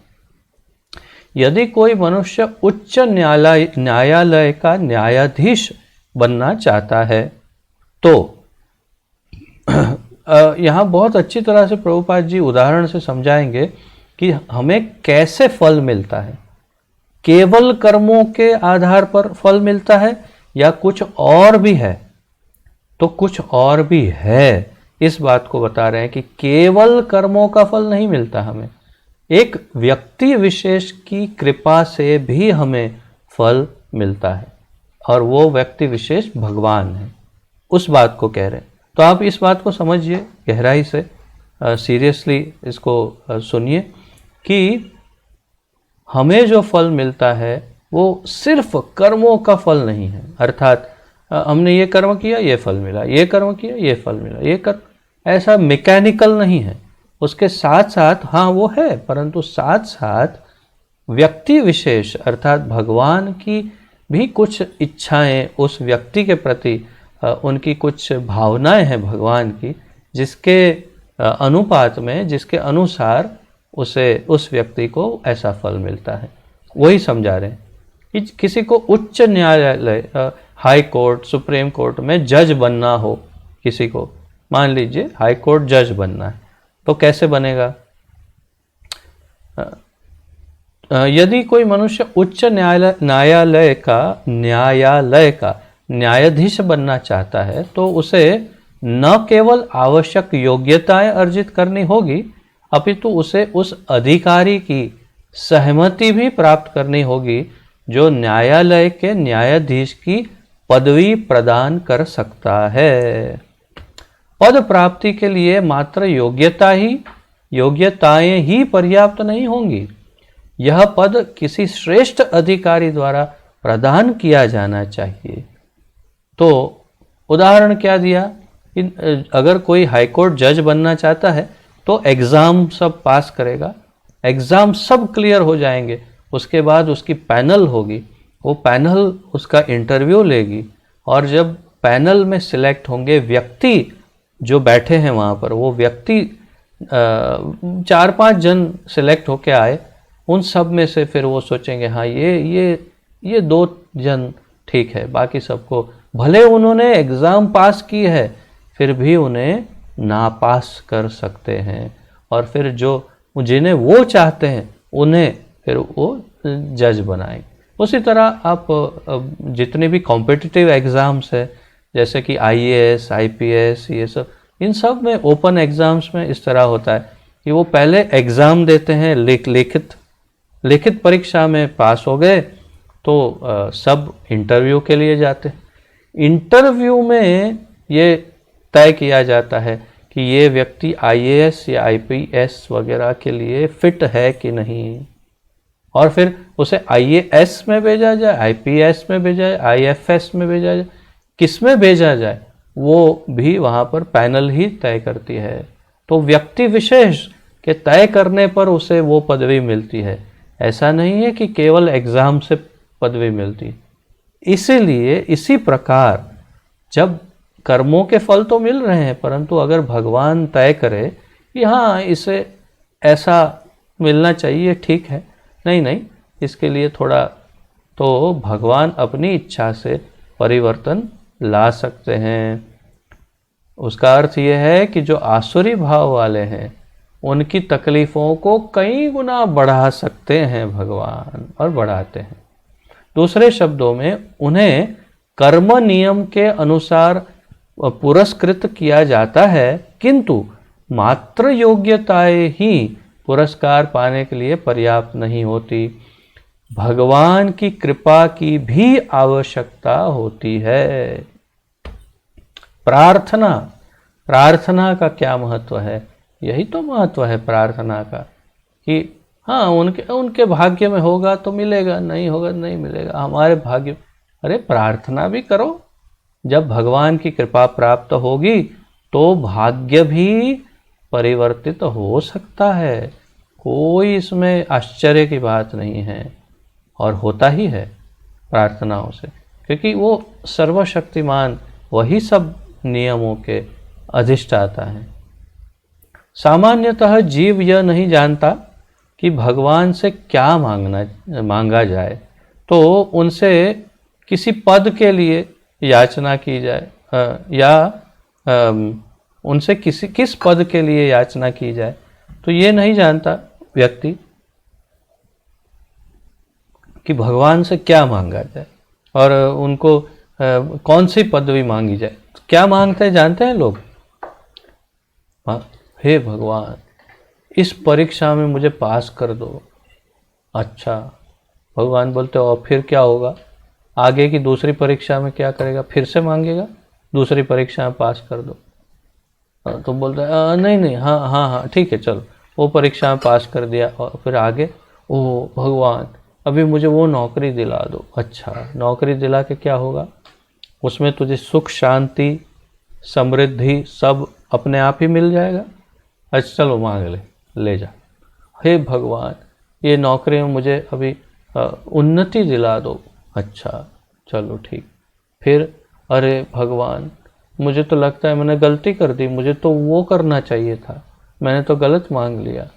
अब भगवान बस यही बैठे हैं, यही काम करते रहेंगे। और इसलिए ऐसी प्रार्थनाओं के सामने तो शायद भगवान देखते होंगे कि नहीं, सुनते होंगे कि नहीं, वही एक डाउट है। परंतु तात्पर्य है कि मांगना क्या चाहिए? भगवान से मांग सकते हैं कि भगवान ऐसी व्यवस्था करना कि हम सदैव, भक्त तो ये मांगेंगे कि आपकी सेवा करते रहें, परंतु यदि भौतिक संसार में भी कोई मांग रहा है तो ये मांगे भौतिक जीवन में कि हम सदैव सुख शांति और समृद्धि और सुस्वास्थ्य को प्राप्त करें, और हमारे सारे जितने भी वंश में जो भी हैं सबको हमेशा सुख शांति समृद्धि और सुस्वास्थ्य प्राप्त हो, ऐसी कृपा आप करिए। बस ऐसा सामान्य मांगने से सब मिल जाएगा, सुख भी मिलेगा, समृद्धि, स्वास्थ्य, सब, शांति। तो इसमें फिर न नौकरी मांगनी पड़ेगी, न पोस्ट मांगनी पड़ेगी, न एग्ज़ाम में पास होना मांगना पड़ेगा, वो सब इसके अंदर आ गया। वो सब एक ही प्रार्थना में सब आ गया। तो इतनी बुद्धि होती नहीं लोगों में, और इसलिए हे भगवान इस एग्ज़ाम में पास करा दो, मैं 7 नारियल फोड़ूंगा सर पे। किसके सर पे? अपने कि मेरे? भगवान पूछते हैं। बोला नहीं नहीं, वो फोड़ूंगा 7 नारियल। हवा भैया। तो इतने बुद्धिहीन होते हैं लोग। जैसे हनुमान जी के मंदिर में शनिवार को लाइन लगाते हैं और तेल पे तेल, डब्बे के डब्बे तेल डालते जाते हैं, आंकड़ा का फूल, तेल, अड़द दाना, ये वो चढ़ाते, सिंदूर बिंदूर। हनुमान जी को पूछा है क्या पसंद है हनुमान जी आपको? तो हनुमान जी कहेंगे मुझे राम नाम बहुत प्रिय है, मुझे मेरे राम बहुत प्रिय है। वहाँ पर जाके बैठो और खाली 5 मिनट श्री राम जय जय राम, श्री राम जय जय राम, श्री राम जय जय राम गाइए। और हनुमान जी एकदम बाहर आए, ओ ये है, इसने मुझे प्रसन्न किया है। और वो आप लाइन लगा लगा के तेल पे तेल डालते हैं और उन पे ये चढ़ाते। अरे कैसे प्रसन्न किया जाए भगवान को, क्या मांगा जाए, उसकी भी बुद्धि होना आवश्यक है। तो प्रभुपाद जी यही कह रहे हैं कि किस पद की याचना की जाए, भगवान से क्या मांगा जाए। जब जीव को अपनी स्वाभाविक स्थिति का पता चल जाता है तो वह याचना करता है कि उसे भगवान अपनी दिव्य संगति के लिए स्वीकार करे, जिसमें वह उनकी दिव्य प्रेममय सेवा कर सके। तो जो संपूर्ण बुद्धिमान व्यक्ति है संपूर्ण रूप से बुद्धिमान। बहुनाम जन्मनामन्ते ज्ञानवान माम प्रपद्यते। तो वही जो ज्ञानवान है, बुद्धिमान है, वो क्या मांगता है? तो प्रभुपाद जी कहते हैं संपूर्ण बुद्धिमान जो व्यक्ति है वो क्या मांगता है? अपनी स्वाभाविक स्थिति का उसे पता चल जाता है। क्या है स्वाभाविक स्थिति? जीवेर स्वरूप है कृष्णेर नित्य दास। तो वो क्या मांगता है? याचना करता है कि उसे भगवान अपनी दिव्य संगति के लिए स्वीकार करें। भगवान से कहता है भगवान मुझे आप अपने पास अपनी संगति में रखिए, आप अपने धाम में मुझे स्थान दीजिए, वैकुंठ या गोलोक धाम में मुझे स्थान दीजिए, मैं आपकी संगति में रहना चाहता हूँ और उनकी दिव्य प्रेममय सेवा कर सके, ऐसी प्रार्थना करता है कि मुझे ऐसा करिए कि मैं बस ये जन्म मृत्यु के चक्र से मुक्त हो करके आपके चरण को प्राप्त करूं और आपकी सेवा नित्य निरंतर हमेशा एक जीव जैसे आपका नित्य सिद्ध आपके सेवक होते हैं, ऐसे नित्य मुक्त सेवक की तरह मैं आपकी सेवा हमेशा कर सकूं। प्रेममय सेवा, प्रेममय सेवा में कुछ भी बन सकते, भगवान के दोस्त बन सकते, भगवान के माता पिता, भगवान के पुत्र, भगवान कुछ भी बन सकते हैं, भगवान की सखी, भगवान का सखा। तो भगवान की दिव्य सेवा की प्राप्ति की याचना करता है बुद्धिमान। बुद्धिहीन मांगता है मुझे ये चाहिए, वो चाहिए, वो चाहिए। और जो भौतिक चीज़ें मांगते हैं वो तो बहुत मूर्ख होते हैं। मुझे ये बिजनेस चाहिए, मुझे ये सक्सेस चाहिए। अरे भाई सीधा इंद्र का पद मांग लो ना, बोलो ना कि मुझे भगवान इंद्र बनना है। भगवान बोले एक मिनट, ऐसा बुद्धिमान बहुत कम होते हैं, मुझे आने दे, मैं आता हूँ। क्या मांगा, क्या कहा? मुझे इंद्र बनना है। अरे वाह वाह, तू है बुद्धिमान। लोग मांगते मेरा ये बिजनेस सफल करा दो, मेरा ये, तू बोलता है मुझे इंद्र बना दो। वाह वाह, तो मांगना ही है भौतिक तो ऐसा कुछ मांगो, एक बंगलो, एक गाड़ी, ये क्या मांगते हो? ये है। तो बुद्धिमान प्रेम मांगता है, भगवान की प्रेममय सेवा मांगता है। दुर्भाग्यवश सारे जीव भौतिक माया के वशीभूत होकर अनेक अन्य वस्तुएं मांगते हैं। दुर्भाग्यवश उनकी इस मनोवृत्ति का वर्णन भगवत गीता में दूसरे अध्याय के 41वें श्लोक में किया हुआ है। बिखरी या विभक्त बुद्धि के रूप में किया गया है। तो उसे विभक्त बुद्धि या बिखरी हुई बुद्धि अर्थात जो अच्छी बुद्धि नहीं है, ऐसी बुद्धि के रूप में दूसरे अध्याय के 41वें श्लोक में भगवान इनका वर्णन करते हैं। जो सब मांगते रहते हैं ना, उनके लिए क्या कहते हैं भगवान? व्यवसायात्मिका बुद्धिरेकेह कुरु नंदनः बहुशाखायनन्ताश्च बुद्धयो व्यवसायिनाम बहुशाखाय अनंताश्च। तो उनकी बुद्धि जो है वो बहुशाखाओं में विभक्त हो गई है और उनकी बुद्धि चल नहीं रही है और इसलिए कुछ भी मांगते रहते हैं। आध्यात्मिक बुद्धि एक ही है लेकिन सांसारिक बुद्धि विविध प्रकार की है। आध्यात्मिक बुद्धि एक है और सांसारिक बुद्धि अनेक प्रकार की। क्या कहते हैं? व्यवसायात्मिका बुद्धिर एकेह कुरु नंदन, परंतु भौतिक बुद्धि बहुशाखा अनंताश्च, तो बहुत शाखाओं में विभक्त है। आध्यात्मिक बुद्धि एक है लेकिन सांसारिक बुद्धि विविध प्रकार की है। श्रीमद् भागवत में 7वें अध्याय के 5वें स्कंद के 30 और 31वें श्लोक में कहा गया है। मैं आपको अलग से बताना चाहता हूँ। श्रीमद् भागवत के 7वें स्कंद के 5वें अध्याय का 30वें श्लोक से लेकर के प्रहलाद महाराज की जो स्तुतियाँ प्रार्थनाएं हैं, या तो वो जो कह रहे हैं, उपदेश दे रहे हैं, प्रहलाद जो स्तुति नहीं, प्रार्थना नहीं, क्षमा कीजिए, प्रहलाद महाराज के जो उपदेश हैं, भक्त प्रहलाद जो उपदेश दे रहे हैं, वो उपदेश यहाँ से शुरुआत होते हैं। एक एक मंत्र स्वर्णिम मंत्र है, एक एक श्लोक जो है सोने के श्लोक, इतने सुंदर अद्भुत श्लोक है, सब कंठस्थ करने जैसे, सब।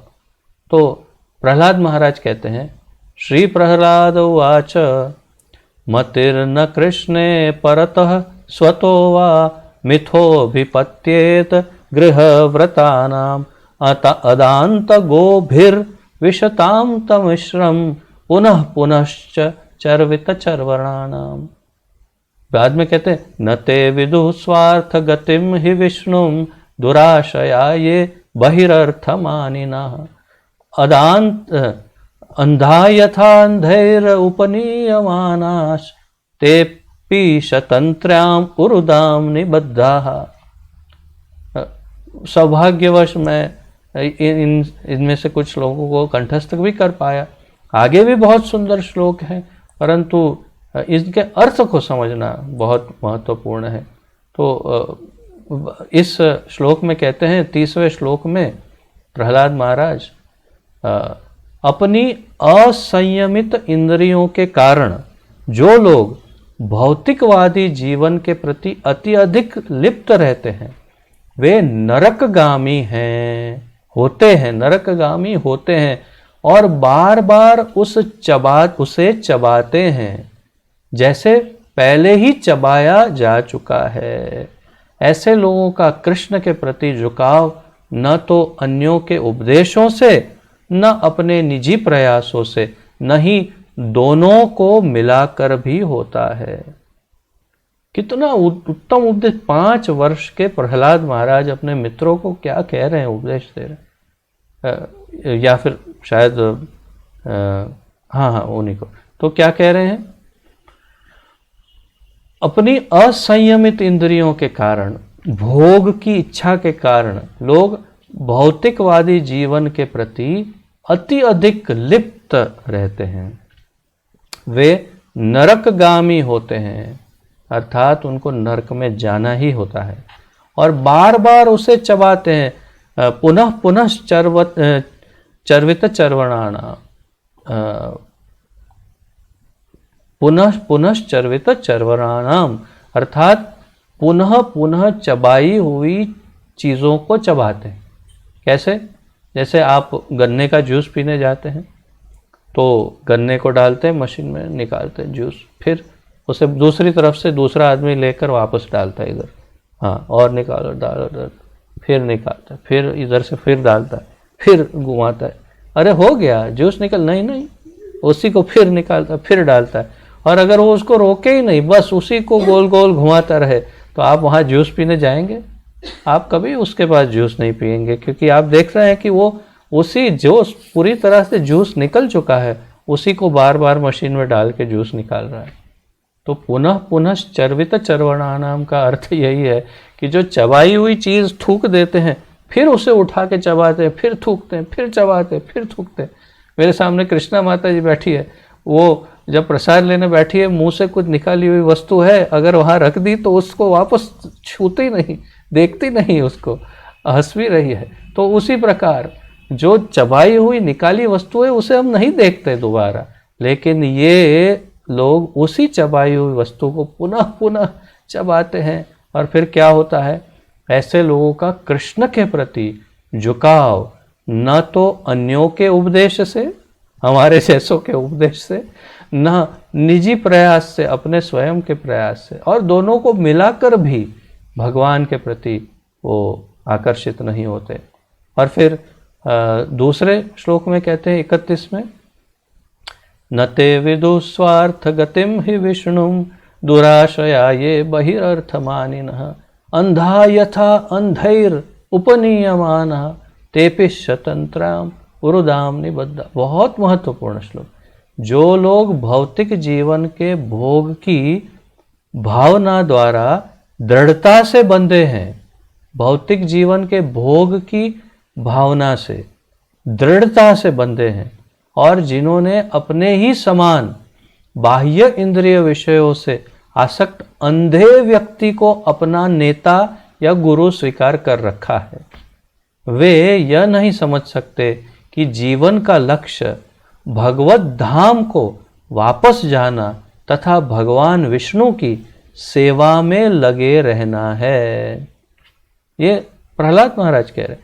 जिस प्रकार अंधे व्यक्ति द्वारा ले जाया गया दूसरा अंधा व्यक्ति सही मार्ग भूल सकता है और गड्ढे में गिर सकता है, उसी प्रकार भौतिकता से आसक्त व्यक्ति अपने ही जैसे दूसरे व्यक्ति द्वारा मार्ग दिखलाए जाने पर सकाम कर्म की रस्सियों द्वारा बंधे रहते हैं, और जो अत्यंत मजबूत धागे से बनी होती है, और ऐसे लोग तीनों प्रकार के कष्ट सहते हैं और पुनः पुनः भौतिक जीवन प्राप्त करते हैं। अब क्या बात, इस श्लोक में संपूर्ण ज्ञान दे दिया प्रहलाद महाराज ने, संपूर्ण ज्ञान दे दिया प्रहलाद महाराज कि भौतिक जीवन में इंद्रिय भोगों का क्या फल मिलता है, और अंधा यथा अंधैव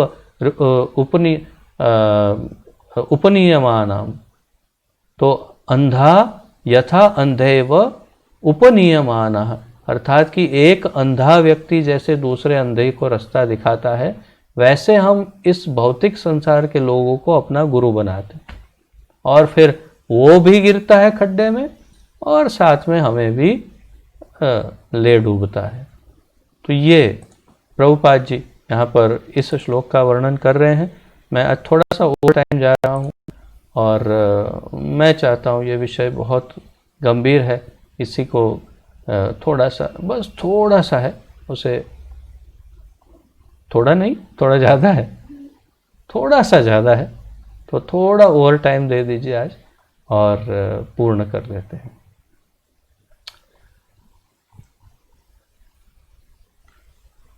तो श्रीमद् भागवत के श्लोक में कहा गया है कि जो लोग बहिरंगा शक्ति के क्षणिक सौंदर्य से मोहित हो जाते हैं, वे जीवन के असली उद्देश्य को भूल जाते हैं, जो कि भगवत धाम को वापस जाना होता है। मुख्य उद्देश्य हमारा भगवत धाम वापस जाना होता है। इसे भूलकर मनुष्य अनेक योजनाओं तथा कार्यक्रमों द्वारा संतुलन लाना चाहता है, लेकिन यह तो चर्वित चर्वणाणाम की भांति है। भौतिक योजनाओं से अपने जीवन को सही करने का प्रयास करता है, लेकिन सफल कभी नहीं हो सकता। फिर भी भगवान इतने कृपालु हैं कि वे भुलक्कड़ जीव को बिना किसी अवरोध के इस तरह आगे चलने देते हैं। ठीक है, तुझे ऐसा चलते जा, चलो भाई क्या करें, अब जब सुनना ही नहीं चाहता तो जाओ, चलो आगे बढ़ो, और चलने देते हैं उसे। अतः ईशोपनिषद का यह मंत्र अत्यंत उचित शब्द याथा तथ्यतः का उपयोग करता है, जिससे यह संकेत होता है कि भगवान जीवों को उनकी इच्छाओं के अनुसार पुरस्कृत करते हैं। जैसी इच्छा है वैसा भगवान पुरस्कार दे देते हैं। यदि कोई जीव नरक जाना चाहता है तो भगवान बिना रोक टोक के उसे ऐसा करने देते हैं, और यदि वह घर वापस जाना चाहता है, अर्थात भगवत धाम वापस जाना चाहता है, तो उसकी सहायता करते हैं भगवान कि वापस आ जा। ददामि बुद्धि योगम तम ये न माम उपयांति ते, ऐसा बुद्धि योग देते हैं उसे जिससे वो भगवान के पास आ सके वापस। और जो नरक में जाना चाहे, एक बार युधिष्ठिर महाराज किसी काम से गए थे, वो इनको मिलने, यमराज को मिलने, कुछ कार्य होगा, तो ये सब महाभारत समाप्त होने के बाद की बात है। तो अचानक उन्होंने कहा यमराज को कि मेरा भाई दुर्योधन भी यहीं होगा ना नरक में? हाँ हाँ, वो सड़ रहा है नरक में, मैं मिलना चाहता हूँ। अरे आप भी यार, इतना कुछ होने के बाद अब कहाँ क्या मिलना चाहते? नहीं, अब तो वो नरक में है, इतने वर्षों से नरक में भोग रहा होगा। एक बार अब यहाँ तक आ ही गया हूँ तो आप थोड़ा सिफारिश करो तो मैं मिल लूँ, और आपके लिए क्या रोक टोक है, चलो मिलवा देते हैं। दुर्योधन के सामने गए, ये शास्त्रों में कहीं ना कहीं वर्णन है इस कथा का। जैसे ही दुर्योधन के सामने गए, दुर्योधन ने देखा युधिष्ठिर, वो कहाँ था मालूम है? वो कढ़ाई के अंदर था, तेल की कढ़ाई में 2 यमदूत पकड़ के उसे डुबा रहे थे, तेल की कढ़ाई में बाहर निकाल रहे थे उबलते हुए तेल में। और जल रहा था पूरा। और जैसे सामने देखा युधिष्ठिर, बोले युधिष्ठिर दुष्ट तू यहाँ, और फिर गालियां देना शुरू किया। और ये यमराज ने कहा अभी भी मिलना है इसको? और नहीं नहीं हो गया, मिल लिया, चलते हैं। तो बोले भाई देखो, ये दुष्ट आत्माएं जो हैं वो नरक में भी हजारों साल सड़ने के बाद भी अपने द्वेष को, अपने अहंकार को त्याग नहीं कर सकते। तो भगवान उनको अपना फल दे देते हैं, जैसी इच्छा है वैसा उनको परिणाम देते हैं।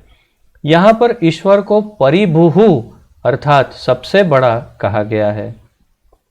कोई भी उनसे बड़ा या उनके बराबर नहीं है। अन्य जीवों को भिक्षुक रूप में बताया गया है। हम सब अन्य जीव वास्तव में भिक्षुक हैं उनके सामने, जो भगवान से वस्तुओं की भीख मांगते हैं। भगवान जीवों को उनकी इच्छित वस्तुएं प्रदान कर देते हैं। जीव यदि शक्ति में भगवान के समान होते, क्षमा कीजिएगा, तो यहाँ पर अब वही चर्चा कर रहे हैं प्रभुपाद जी कि यदि हम भगवान होते या भगवान के समान होते तो क्या होता। तो जीव यदि शक्ति में भगवान के समान होते, अथवा यदि वे सर्वशक्तिमान तथा सर्वज्ञ होते जीव, तो भगवान के समक्ष याचना करने का, यहाँ तक कि तथाकथित मुक्ति मांगने का भी प्रश्न न उठता। तो मुक्ति भी जो मांगते हैं वो अर्थात कि हम भिक्षुक हैं, हम भगवान नहीं हैं।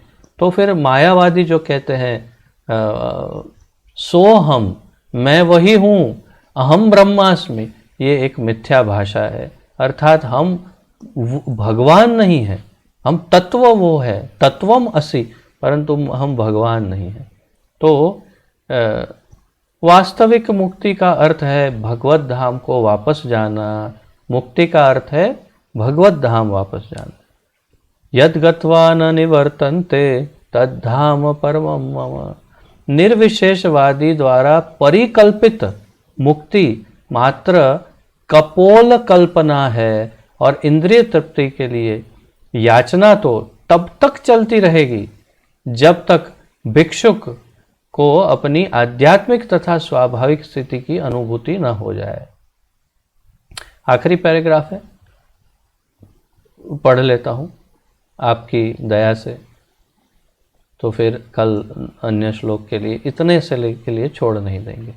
केवल परमेश्वर ही आत्मनिर्भर आत्मा राम है। आत्मा राम शब्द आत्मा राम या आत्मा आराम या आत्मा राम, आत्मा राम, राम अर्थात जो आनंद प्रदान करता है, आत्मा अर्थात स्वयं में, जो स्वयं में ही आनंद प्राप्त कर लेते हैं, उनको बाहर से आनंद की जरूरत नहीं, जो आत्मनिर्भर हैं वे परमेश्वर।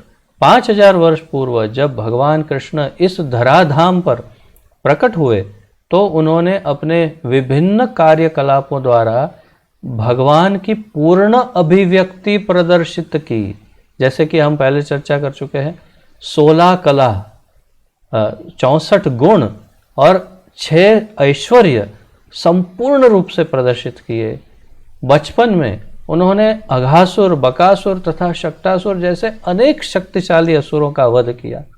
किसी बाहरी प्रयास से उनमें इतनी शक्ति आ जाने का प्रश्न ही नहीं उठता।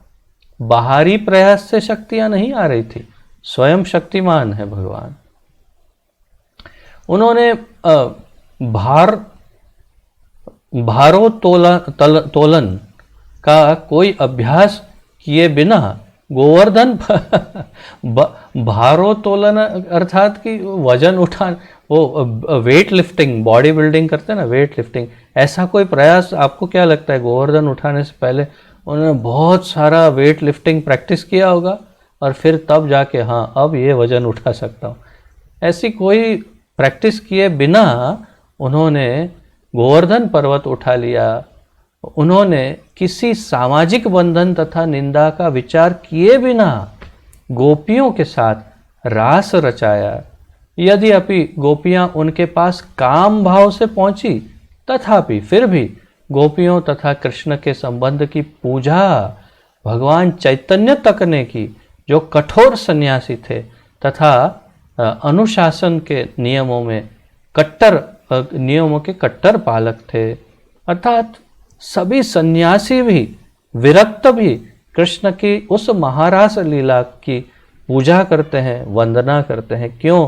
क्योंकि जानते हैं कि वो परिशुद्ध, अत्यंत शुद्धतम वो मनोवृत्ति है, जिसमें काम का लेश मात्र भी नहीं है, संपूर्ण रूप से प्रेम ही मात्र है, वो भी परिशुद्ध प्रेम। तो इसलिए उसकी पूजा अर्चना क्या कहते हैं, उसकी स्तुति होती है उस रास की। ईशोपनिषद में भी, श्री ईशोपनिषद में भी इस बात की पुष्टि करने के लिए कि भगवान सदैव शुद्ध और अदूषित हैं, उन्हें शुद्धम तथा अपापविद्धम कहकर वर्णित किया गया है। तो ये दो शब्द कहा ईशोपनिषद ने, शुद्धम और अपापविद्धम, अर्थात वे हमेशा पाप से रहित हैं भगवान। वे इस दृष्टि से शुद्ध हैं कि यदि कोई अशुद्ध वस्तु भी उनका स्पर्श कर ले तो वह शुद्ध हो जाती है, अशुद्ध वस्तु छू ली तो शुद्ध हो जाती है। अपापविद्धम शब्द उनके संसर्ग की शक्ति को बताने वाला है। अगर कोई उनके संपर्क में आ जाए तो वो पापी भी मुक्त हो सकते हैं और उनका पाप भी नष्ट हो सकता है। जैसा कि भगवद गीता में 9वें अध्याय के 30 और 31 श्लोक में कहा गया है। आप तो ये श्लोक तो लगभग आप में से कई भक्तों को स्मरण होगा, कंठस्थ होगा। अपि चेद सुदुराचारो भजते माम अनन्य भाग साधुरेव समन्तव्यः सम्यग् व्यवसितो हि सः क्षिप्रम भवति धर्मात्मा शाश्वत शांतिम निगच्छति कौन्तेय प्रतिजानीहि न मे भक्तः प्रणश्यति। तो अपि चेद सुदुराचारो, तो प्रभुपाद जी कहते हैं, कहा गया है कि भक्त प्रारंभ में सुदुराचार अर्थात उत्तम आचार से रहित, अत्यंत पतित, ऐसा अत्यंत दुराचारी प्रतीत हो सकता है, लेकिन उसे शुद्ध मानना होगा, क्योंकि वह सही मार्ग पर है, वह भगवान की संगति की अपाप विद्धम प्रकृति के कारण है। भगवान अपाप विद्धम है क्योंकि पाप उन्हें छू भी नहीं सकता। यदि वे इस तरह के कार्य करते भी हो जो पाप पूर्ण लगे, तो उनके ऐसे कर्म भी शुभ होते हैं, क्योंकि पाप द्वारा उनके प्रभावित होने का प्रश्न ही नहीं उठता। चूंकि वे सभी परिस्थितियों में शुद्धतम है, शुद्धम है, अतएव उनकी तुलना बहुधा सूर्य के साथ की जाती है। तो भगवान हमेशा शुद्ध रहते हैं, पाप उनको छूता भी नहीं। तो वो कैसा? तो उदाहरण दिया, जैसे सूर्य अपने ताप और प्रकाश से हर अशुद्ध वस्तु को शुद्ध कर देता है। कोई भी अशुद्ध अपवित्र वस्तु को सूर्य के प्रकाश में रखेंगे तो शुद्ध हो जाता है। जैसे कि मल मूत्र भी यदि सूर्य प्रकाश में हो तो वो सूख के बिल्कुल शुद्ध हो जाता है, उसमें से खाद बन जाता है। तो इसी प्रकार, तो यहाँ यही उदाहरण देके विराम लेते हैं। प्रभुपाद जी कहते हैं, सूर्य पृथ्वी के अनेक अस्पृश्य स्थानों में आर्द्रता निकालता है, फिर भी वह शुद्ध बना रहता है। निसंदेह वह अपनी कीटाणुनाशक शक्ति से दुर्गंध वाली वस्तुओं को शुद्ध करता है। यदि सूर्य, जो कि भौतिक वस्तु है, इतना शक्तिमान हो सकता है, तो हम सर्वशक्तिमान भगवान की शुद्ध करने की शक्ति की कल्पना भी नहीं कर सकते। भगवान अगर हम भौतिक वस्तुओं को शुद्ध कर सकता है, तो भगवान क्या क्या अशुद्धियों को शुद्ध नहीं कर सकते। हम भगवान शब्द का अर्थ समझेंगे तो हम ये भी समझ सकेंगे कि वो सब अशुद्धियाँ और पाप को नष्ट भी कर सकते हैं और कभी उनको कोई पाप छू भी नहीं सकता। इति। तो ये था 8वां मंत्र। मुझे बड़ा आनंद आया आज। आशा है आपको भी इसमें आनंद भी आया होगा और ज्ञान भी प्राप्त हुआ होगा। तो किसी को कोई प्रश्न आदि हो तो पूछ सकते हैं, अन्यथा फिर हम विराम लेंगे। हाँ राजेश प्रभु।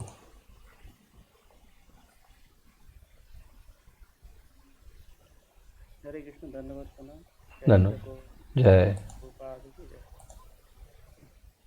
प्रभु जी, आज तो हमने आस्वादन किया है महाप्रसाद की, बहुत सारे आज आस्वादन किया, आसुर शक्ति और भी कई। तो जैसे मेरा प्रश्न है, जैसे महाप्रसाद जो सेवन करने का, ऐसे तो हम महाप्रसाद सेवन करते हैं ठाकुर जी का आशीर्वाद से, और जैसे हम देखते हैं कभी कभी भौतिक जीवन में कई कई जीव है ना, जैसे कई देव देवी कोई देवता का, लक्ष्मी का, कोई काली का, कोई ऐसा व्रत आदि करते हैं।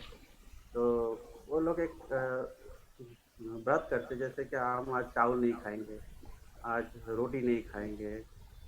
तो भले वो भेज है, निरामिष है, भले वो आमिष नहीं खाता है, तो भी वो तो भगवान को नहीं दिखा रहा है, लेकिन तो भी वो तो पापी हो रहा है ना, वो पापी होता है वो।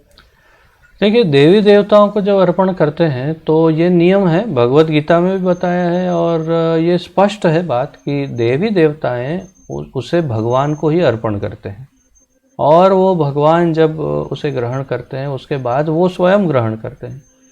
तो ऐसे जो मुख्य देवी देवता हैं, प्रमुख देवी देवता, छोटे मोटे देवी देवता नहीं, प्रमुख बड़े मुख्य देवी देवता, उनको जब अर्पण करते हैं, जैसे हनुमान जी, गणेश जी इत्यादि, शिव जी, दुर्गा, तो वो भगवान को अर्पण करके ही प्रसाद ही ग्रहण करते हैं। तो एक प्रकार से वो देवी देवता का जो प्रसाद है वो एक प्रकार से वो शुद्ध होता है, परंतु वो किस भाव से उन्हें अर्पण किया गया है और क्या वस्तु अर्पण की गई है वो भी बड़ा महत्वपूर्ण है। क्योंकि कभी कभी हो सकता है कि कोई ऐसी वस्तु की जो भगवान को पसंद ना हो, ऐसी वस्तु देवी देवता को अर्पण कर दी है, तो फिर न देवी देवता स्वीकार करेंगे न भगवान स्वीकार करेंगे। जैसे कोई बलि दे रहा है तो बलि तो देवी देवता भी क्यों स्वीकार करेंगे, वो भी भगवान के भक्त हैं सब, तो सारे देवी देवता भी उसे अस्वीकार ही करते हैं। काली को बलि देने का प्रावधान वेदों में है, परंतु वो किस परिस्थिति में किस पशु का क्यों बलि दी जाती है वो पूरा साइंस समझना बहुत महत्वपूर्ण है। जो जानते नहीं लोग, केवल मांसाहार के लिए बलि दे देते हैं। तो वास्तव में जो देवी देवता को दिया हुआ है वो थोड़ा डाउटफुल रहता है हमेशा, परंतु फिर भी मैं ये कहता, जैसे शिव जी को कुछ अर्पण किया है तो ये हम समझ सकते हैं कि भगवान वो शिव जी का जो प्रसाद है वो वास्तव में पहले भगवान को अर्पण होकर ही आया है, और इसलिए वो महाप्रसाद है। तो जैसे जगन्नाथपुरी में प्रसाद नहीं कहते, महाप्रसाद कहते हैं। इसलिए महाप्रसाद कहते हैं क्योंकि जगन्नाथ जी को सबसे पहले भोग लगता है, फिर वो भोग जो प्रसाद है वो विमला देवी को लगता है। विमला देवी अर्थात पार्वती जी को जब भोग लगता है तो वो महाप्रसाद हो जाता है, प्रसाद के बाद महाप्रसाद, और फिर वो पूरे जगन्नाथपुरी में बांटा जाता है, तो वो महाप्रसाद। तो हम अगर ऐसे प्रमुख देवी देवता का प्रसाद कभी ले सकते हैं अगर, तो वो महाप्रसाद के रूप में ले सकते हैं। परंतु अन्यथा छोटे मोटे देवी देवता किसी भी मंदिर में पहुंच गए, कोई भी है ये तो वो डाउटफुल रहता है, और भाव कैसा है, शुद्धता है कि नहीं, ये सब महत्वपूर्ण होता है। दूसरा कि भगवान भाव से ले लेते हैं, परंतु देवी देवताओं को मंत्रों से, शुद्ध मंत्रों द्वारा अर्पण करना पड़ता है। अगर मंत्रों में कहीं कुछ गड़बड़ हुई तो स्वीकार नहीं करेंगे। ऐसा सब नियम, देवी देवताओं के नियम बड़े कठोर होते हैं, तो इसलिए थोड़ा डाउट रहता है। बेस्ट यही है, हमारे ठाकुर जी को अर्पण करो, प्रसाद खाओ, और उससे भी अच्छा ये है कि ठाकुर जी को अर्पण करो, प्रसाद को देवी देवता को अर्पण करो, और फिर उसे आप ग्रहण करो तो कर सकते हैं, तो फिर कोई दोष नहीं, क्योंकि वो फिर महाप्रसाद है। इस प्रकार ले सकते हैं। ठीक है, ठीक है प्रभु जी, और एक छोटा सा एक प्रश्न है, हाँ तो आप पूछिए प्रभु। अनुमति दीजिए, काफी हाँ हाँ देर जी, हो हाँ गई। जी, हाँ पूछिए पूछिए पूछिए, आज तो काफ़ी देर हो गई, लेकिन पूछिए, जरूरी है समय, इस प्रभु समय जी पूछना। जैसे ये दूसरा प्रश्न है, एक क्लास का अंतर्गत नहीं है। दूसरा प्रश्न है, जैसे समुद्र मंथन जब हुआ था, जैसा देवता था, असुर लोग था, असुर लोग था और देवता भी था, तब वो भगवान को मिलने के लिए पहले भगवान का साथ तब ऐसा संबंध था देवता का साथ। जब समुद्र मंथन हुआ था तब देवता का साथ भगवान का साथ ऐसे संबंध था। लेकिन अभी इधर जैसे हमारा सुखदेव मुनि जब कथा सुनाने जा रहे थे निमेश अरण्य में, तो उधर हमारा स्वर्ग से देवता लोग आए थे अमृत लेके। तो अमृत अमृत को देने के लिए आए थे और ज्ञान लेना चाहते थे। तो वो मेरा कहना है कि देवता भगवान के साथ बातचीत करते हैं, उसका साथ संबंध तो है ही। तो वो अमृत देने के लिए जो आया था, तो वो फिर भगवान का स्थान पे पहुंचने के लिए, तो इस बात में मैं थोड़ा सा। समझ गया आपका प्रश्न। मैं काट रहा हूँ इसलिए क्योंकि मैं प्रश्न समझ गया, परंतु इसमें थोड़ा सा अज्ञान, अज्ञान अर्थात आपने पढ़ा नहीं स्वयं, इसलिए जब आप श्रीमद् भागवत का 8वां स्कंद पढ़ेंगे, जिसमें अमृत मंथन का संपूर्ण वृत्तांत दिया है, तो उसमें बहुत स्पष्ट रूप से लिखा है कि जब देवी देवता ब्रह्मा जी के पास गए और ब्रह्मा जी और शिव जी मिलकर उनको भगवान के पास ले गए कि अब उनको प्रार्थना करते हैं, तो सभी देवी देवताओं को भगवान दिखाई नहीं दिए।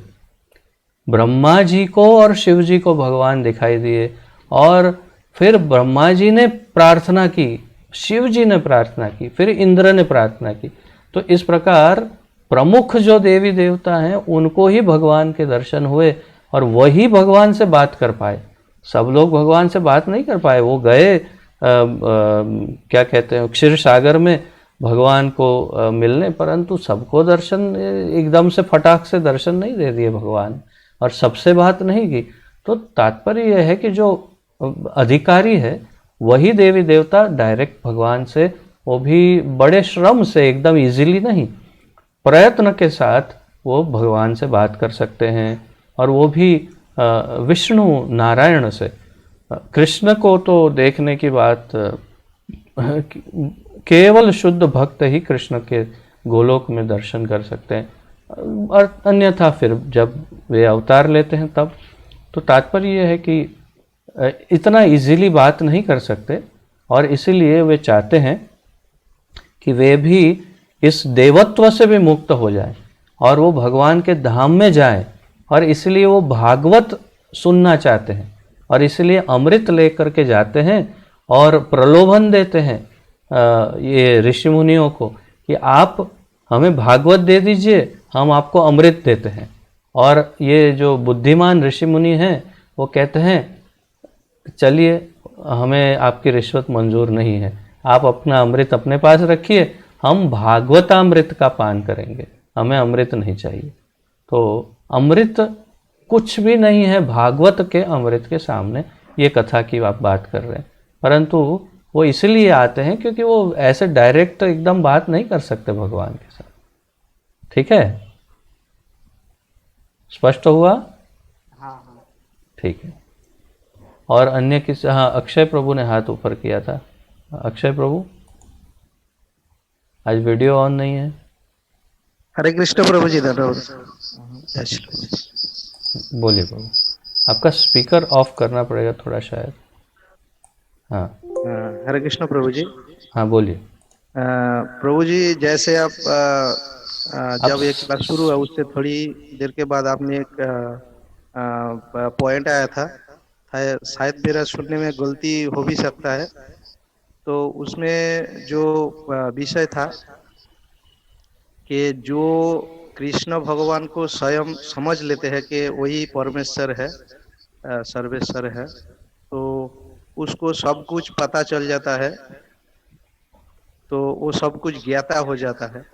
लेकिन प्रभु जी, मैं दूसरा अन्य कई भक्तों की बात नहीं करता हूँ, लेकिन मुझे तो ऐसा अनुभव अनुभव है कि भगवान स्वयं कृष्ण है, लेकिन कैसे पता चलेगा कि मैं सब कुछ विषय में ज्ञाता हूँ? क्या इसको किस तरह ले प्रभु जी? या वो दूसरा विषय पर वो थोड़ा चर्चा करेंगे तो अच्छा रहेगा हमारे लिए। वो थोड़ा हमारे लिए थोड़ा कॉन्फिडेंट वो आउट ठीक है, रहेगा। मैं समझ गया। तो आपका प्रश्न जो है वास्तव में आपके लेवल के अनुसार आपका प्रश्न है। आपका लेवल जितना उच्च है उस लेवल का आपने प्रश्न किया है। और वास्तव में आप जो कह रहे हैं कि भगवान को जान लेने पर सब कुछ जान सकता है व्यक्ति, अर्थात सब कुछ का ज्ञाता होता है, तो उसे ये भी एक सूचनात्मक बात है। अर्थात कि उसका अर्थ ये नहीं है कि वो जान लेगा कि हाँ अब मोदी का भविष्य क्या है, वो कितने साल जीने वाला है और कितने साल के बाद क्या होने वाला है, ये कटोरी किस चीज़ की बनी हुई है, इसके अंदर क्या क्या है, ये ज्ञान नहीं। आपने भगवान के विषय में ज्ञान जान लिया अर्थात आपने वास्तव में सब कुछ जान ही लिया है। क्योंकि जो भगवान को जान लेता है उसे दूसरी बार जन्म लेना ही नहीं पड़ता है, अर्थात वो परम मुक्त हो चुका है। और उसका अर्थ है कि उसको और कुछ जानने योग्य बाकी नहीं रहा है। जो भगवान को जान लेता है उसे जानने योग्य अन्य कुछ शेष नहीं रहता है। वो मंत्र मुझे अभी स्मरण नहीं हो रहा है जिसमें भगवान यही बात करते हैं कि जो मुझे जान लेता है उसे अन्य कुछ जानने योग्य शेष रहता नहीं है। और जैसा कि इस श्लोक में कहा है, जन्म कर्म च मे दिव्यम एवं यो वेत्ति तत्वतः त्यक्त्वा देहम पुनर्जन्म नयति माम इति सो अर्जुन। तो जन्म कर्म च मे दिव्यम एवं यो वेत्ति तत्वतः, जो इतना जान लेता है कि मेरा जन्म और कर्म दिव्य है, भगवान कहते हैं, उसे दोबारा जन्म नहीं लेना पड़ता, तो वो ज्ञानी हो गया पूर्ण रूप से। और इसी प्रकार ये जो मैं विस्मरण हुआ जो श्लोक का, उस श्लोक में भगवान कहते हैं कि जो मुझे तत्वतः जान लेता है उसे जानने योग्य इस संसार में और कुछ बाकी ही नहीं रहता है। वो संपूर्ण हर वस्तु का ज्ञाता माना जाता है। और उसका मूल कारण ये है कि वो मुक्त जीव हो जाता है, अर्थात निश्चित रूप से वो इस जन्म के बाद उसे दोबारा जन्म नहीं लेना पड़ता, जैसा भगवान इस श्लोक अभी जो मैंने कहा उसमें कहते हैं। तो ये एक सूचनात्मक है कि ये वास्तव में कहना ये चाहते, उसका अर्थ ये नहीं कि हर वस्तु का ज्ञान हो जाएगा। आप साइंटिस्ट भी हो जाएंगे, डॉक्टर भी हो जाएंगे, आप इंजीनियर भी हो जाएंगे, आप पान वाले भी हो जाएंगे, नारियल वाले हो जाएंगे, सब ज्ञान आ जाएगा, कोई भी काम कर सकते हैं, ऐसा नहीं अर्थ है उसका। उसका अर्थ ये है कि आपने भगवान के बारे में जान लिया, अर्थात अब आप जीवन मुक्त हो गए, आपको दोबारा जन्म नहीं लेना पड़ेगा। इसका अर्थ है आपने सब जान लिया, भगवान को जान लिया तो सब जान लिया। बहुनाम जन्म नामन्ते ज्ञानवान माम प्रपद्य। तो बहुत जन्मों के बाद ये ज्ञान प्राप्त किया, वासुदेव सर्वमिति, तो स महात्मा सुदुर्लभ। तो आप दुर्लभ महात्मा हैं, आप परम ज्ञानी हैं। इस प्रकार से उस उपलक्ष्य में, उस अनुसंधान में और उस दृष्टिकोण से आप सर्व के ज्ञाता है। स्पष्ट हो गया प्रभु?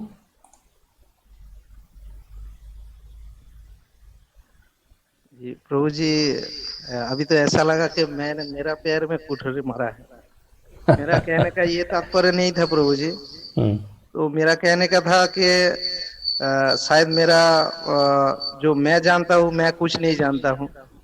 तो इसका अर्थ ऐसा है कि मेरा समझ में गलती हो गया कि मैं कुछ नहीं जानता हूँ या भगवान को समझ नहीं पाता हूँ, ऐसा पूछने भाव था। हाँ, नहीं, आपने जान लिया है भगवान को।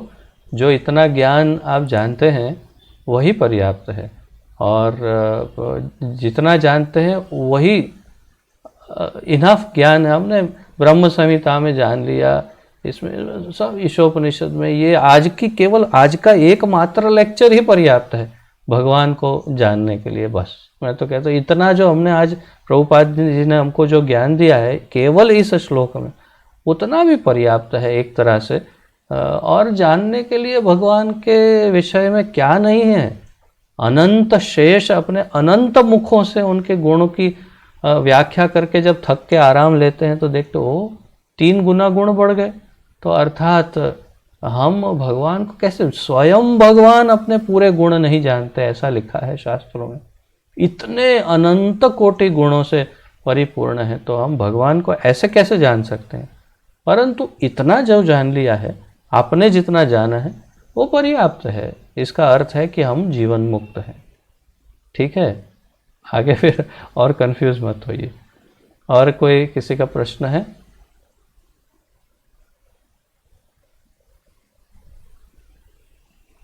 ठीक है, यदि कोई प्रश्न ना हो तो आज हमने काफ़ी हमारी सब सीमाओं का उल्लंघन किया है और आप सब ने बड़े धैर्य और प्रेम पूर्वक सुना है, इसलिए मैं आप सबका आभारी हूँ। तो बहुत बहुत धन्यवाद। आइए प्रणति निवेदन करके विराम लेते हैं। श्री ईशोपनिषद की जय। पतित पावन अभय चरणारविंद भक्ति वेदांत स्वामी श्रील प्रभुपाद की जय। पतित पावन गुरुदेव की जय। आप सभी भक्तों की जय हो। निताय गौर प्रेमानंदे। हरि हरि बोल। हरे कृष्णा। आप सबको कोटि कोटि दंडवत प्रणाम और आप सबका बहुत बहुत धन्यवाद। और मुझे लगता है आज हमने एक प्रकार से सफलतापूर्वक श्रील प्रभुपाद जी का तिरोभाव दिवस उनके दिए हुए इस ज्ञान के मंथन द्वारा अच्छी तरह से मना लिया, ऐसा ही मेरा मत है। तो फिर से एक बार श्रील प्रभुपाद की जय। हरे कृष्णा।